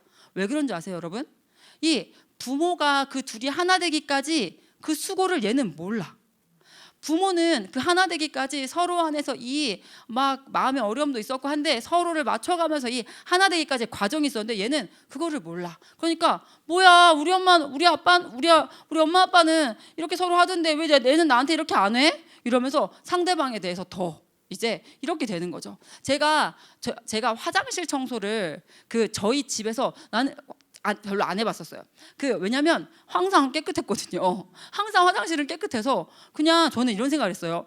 이게 화장실은 제가 학교에서 화장실 청소를 했을 텐데 왜 그렇게 생각했는지 모르겠는데 화장실은 이렇게 물을 쓰는 곳이니까 깨끗한가 보다. 저는 그러니까 화장실 청소를 해야 된다는 인지 자체가 없었어요. 그리고 결혼을 해서도 친정에서도 역시 그랬고 결혼을 해서도 저희 집 화장실은 항상 깨끗했어요. 그런데 저희 남편이 단기 선교를 갔어요. 단기 선교를 갔는데 당황했어요. 제가 하수구가 막혀요. 그리고 여기 물때가 끼더라고요. 그래서 제가 당황했어요. 그래서 제가 나는 이것을 누리기는 했어요. 누리긴 했지만 이 과정을 몰랐구나. 그러니까 제가 나중에 남편 오고 저희 친정 가서 이제 내가 막 그런 대화를 나누는데 저희 엄마랑 저희 남편이 다 똑같은 습관이 있더라고요. 어떤 습관이냐면 샤워할 때 항상 여기를 다 청소를 하는 저희 엄마도 그 습관이 있고 저희 남편도 그 습관이 있고 그러니까 저는 근데 샤워하는데 제가 들어가 보진 않으니까 저는 한 번도 보지를 못했어요. 그래서 저는 이게 자기가 그것을 누리고 이렇게 살면서도 과정을 알지 못해가지고 이럴 수가 있구나라는 생각을 제가 하게 됐던 사례였는데 여러분 아이들에게 필요해요. 뭐가 필요하냐면 열심히 하면 잘할 수 있다. 라는 것을 여러분 사실은 우리가 저 애들한테 맨날 얘기하는 것 중에 하나가 뭐냐면 걸어다니는 것도 여러분 걸어다니는 것도 우리는요 애기 맨 처음에 싸개로 싸놓잖아요. 왜 싸개로 싸놓습니까?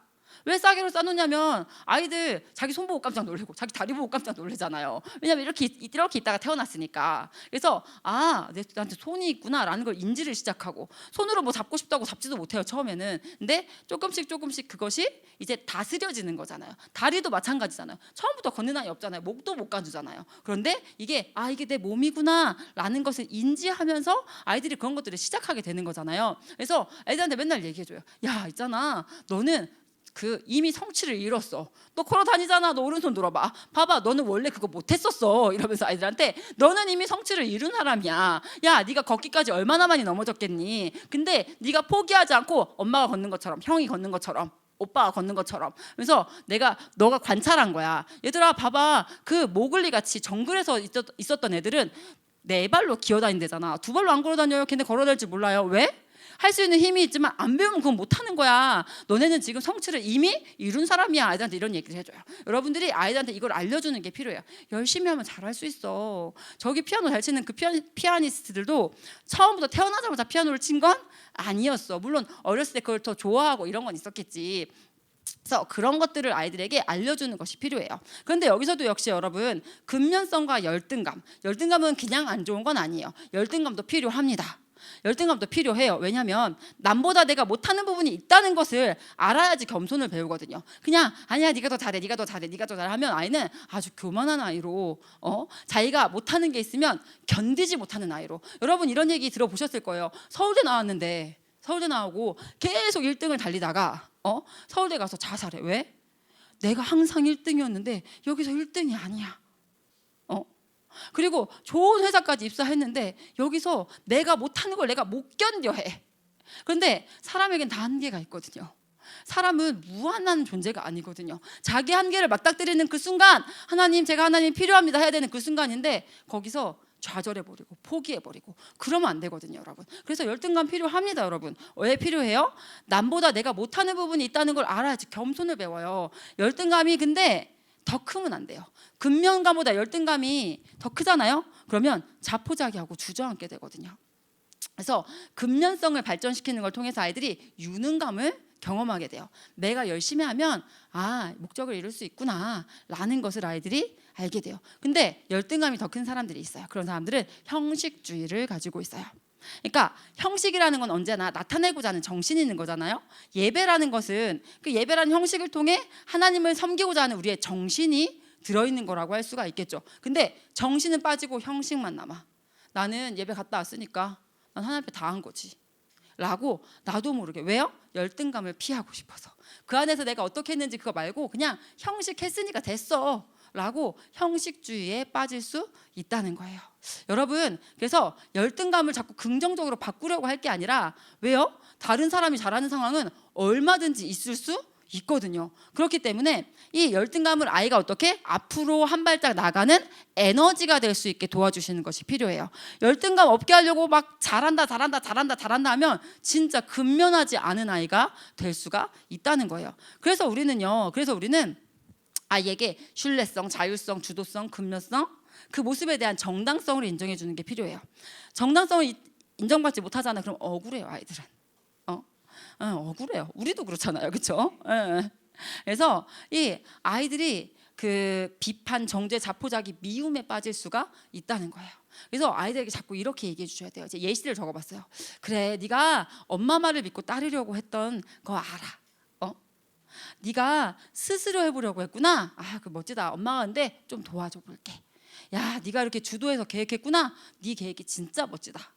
목표치 중에 80만 했어. 야, 근데 이거까지 다 못했어? 이게 아니라 80까지 했구나. 열심히 여기까지 한 거 잘했어.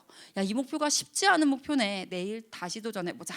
이런 식으로 지금 제가 이 예시가 다 뭐예요? 신뢰성에 대해서, 자율성에 대해서, 주도성에 대해서, 근면성에 대해서. 우리는 아이에게 그것을 심어줄 수 있는 게 우리라는 거예요. 우리는 우리의 말과 행동을 통해서 아이에게 이것을 심어줄 수가 있다는 거예요, 여러분, 아까 제가 얘기했던 얘기죠. 부모의 표정만으로도 나쁜 말을 들었다. 나를 마음에 들어하지 않는다. 길이 뚫려 있어서 그래요. 나쁜 쪽으로. 여러분, 내 신경회로는 자극을 자꾸 받으면 그쪽으로 길이 뚫리고 단단해진대요. 지름길이 뚫린대요. 그 길로 정보가 아주 빠르게 해석이 되어 버린대요. 여러분, 시도 자체를 귀하게 여기십니까?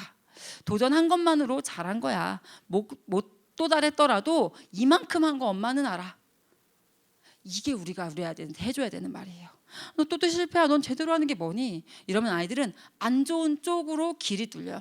그래서 사회에 나가서 어디에 나가서 어떤 비슷한 상황이, 당연히 아이들은 실수하고 넘어지고 잘못할 때가 있죠. 그런데 그 상황에 아이들은 스스로를 격려하지 못해요.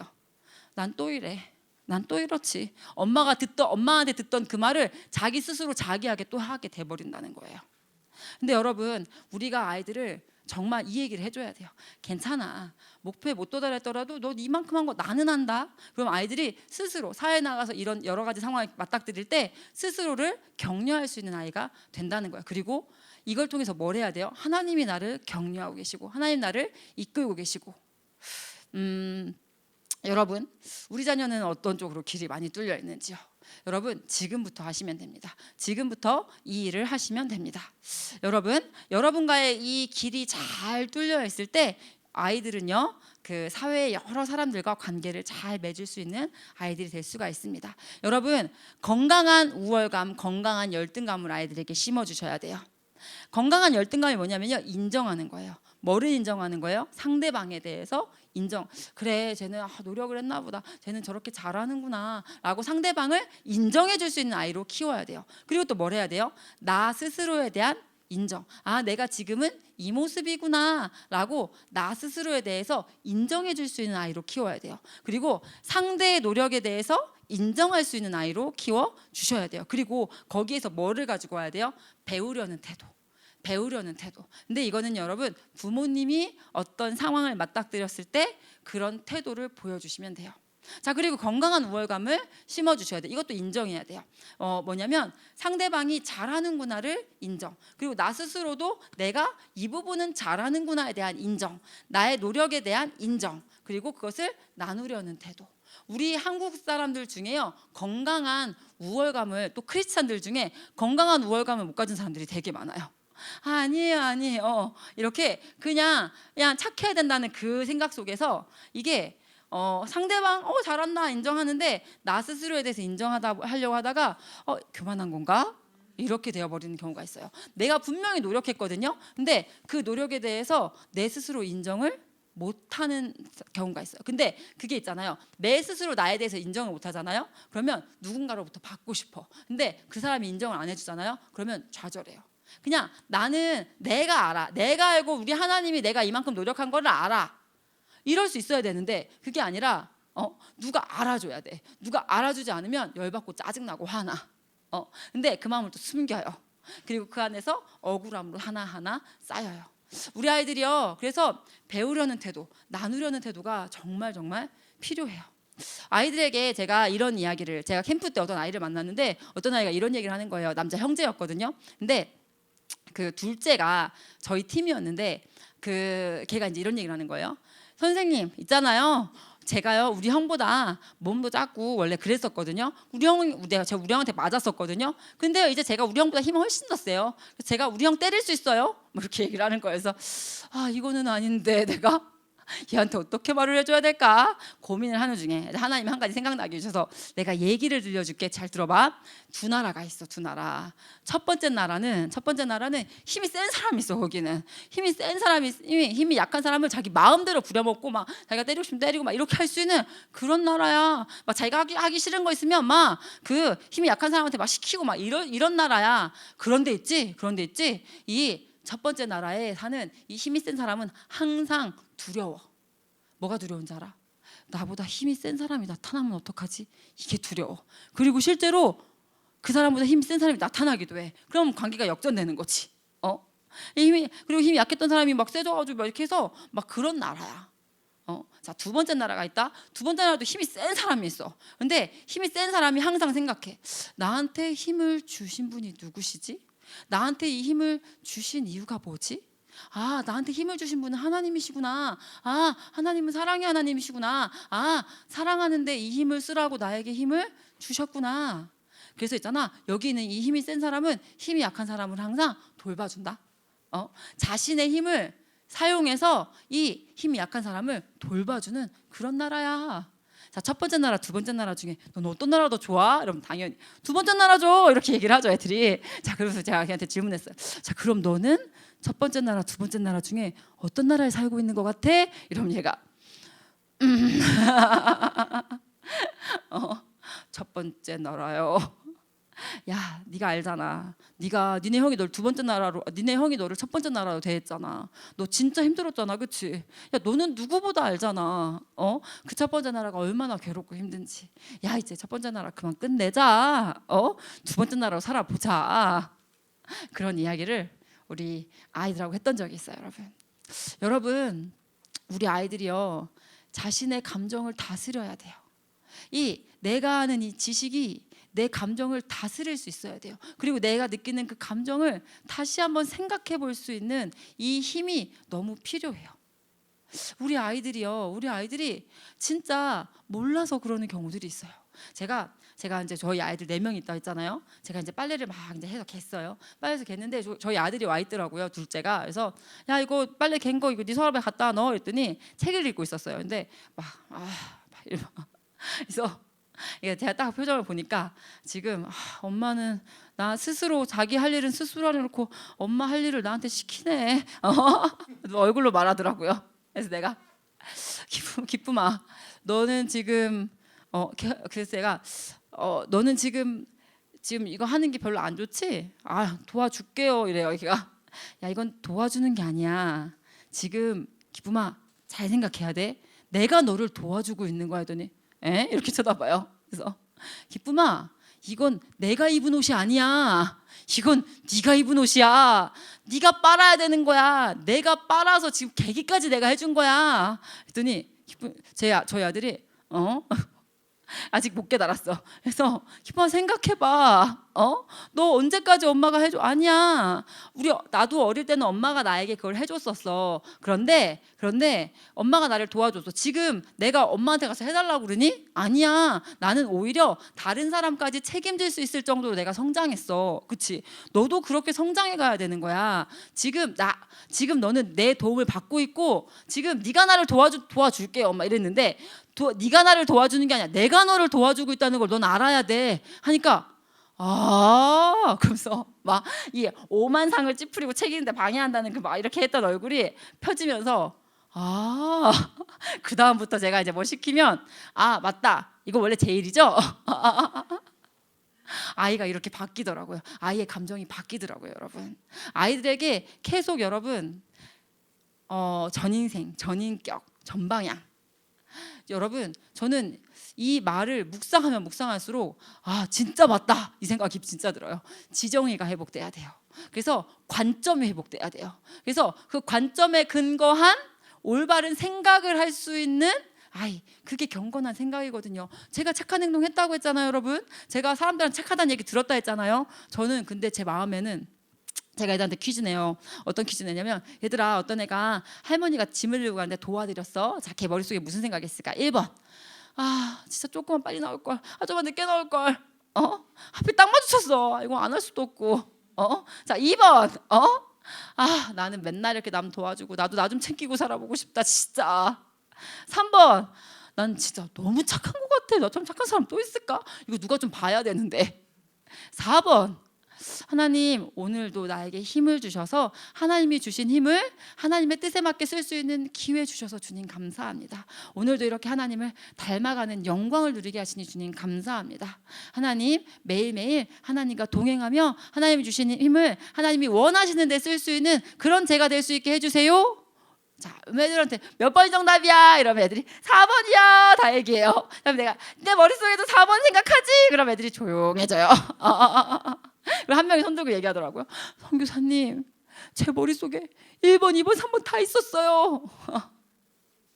제 머릿속에 있던 생각들이에요. 끝내야 되죠? 네네. 여러분 우리 아이들에게 이 생각을 정말 올바른 인격, 올바른 관점이 있어야지요 경건한 행동을 할 수 있어요. 그래야지 경건한 생각에서 나온 행동이 경건한 행동이죠. 겉으로 제가 보기에 저 착하다고 사람들이 많이 얘기했지만 제 안에는 1번, 2번, 3번의 생각이 있었는데요. 저의 행동은요 회칠한 무덤이었더라고요, 여러분. 우리 아이들이 정말 이것이 무엇인 줄 알고 정말 하나님을 사랑해서 그런데 거기에 부모의 역할이 엄청나게 중요하다는 거예요. 부모를 통해서 하나님을 경험해 봐야 된다는 거. 그리고 내가 그 부모님을 섬기고 싶다. 나도 우리 부모님처럼 살고 싶다. 우리 부모는 힘이 약해지잖아요. 그렇죠? 내가 내 부모님을 그렇게 나에게 하나님 주신 힘으로 섬기고 싶다. 그걸 통해서 우리 아이들이 내가 하나님을 그렇게 섬겨보고 싶어. 물론 하나님은 힘이 약해지시는 건 아니지만요. 여러분 우리 아이들의 감정을 살펴주시는 것이 필요해요. 근데 그것을 위해서는 제가 처음에 강조했던 거 우리 감정이 다스려지는 게 필요해요. 언제 우리 아이들한테 확 화내요? 내 감정이 다스려지지 않을 때예요. 내 감정이 하나님께 멘토링을 받을 수 있는 것 그게 진짜 중요하다는 것 말씀드리고 싶습니다. 원래 이제 이 내용이 엄청 많아요, 여러분. 이게 원래 4시간짜리 강의로 있는 건데 줄여서 그냥 간단하게 했는데요. 우리 아이들을 여러분이 양육하시는데 정말 아이들의 감정을 보살펴 주시는 것을 통해서 우리 아이들이 진짜 감정적인 결함이 없는 정말 내 감정을 다스리는 것을 넘어서 다른 사람의 감정을 다스리는 아이들로 키워서 정말 이 아이들을 통해서 이 세상이 변화되는 그 일을 함께 보기를 소원합니다. 네, 또 이렇게 잘 들어주셔서 감사합니다. 여기까지 하겠습니다. 네.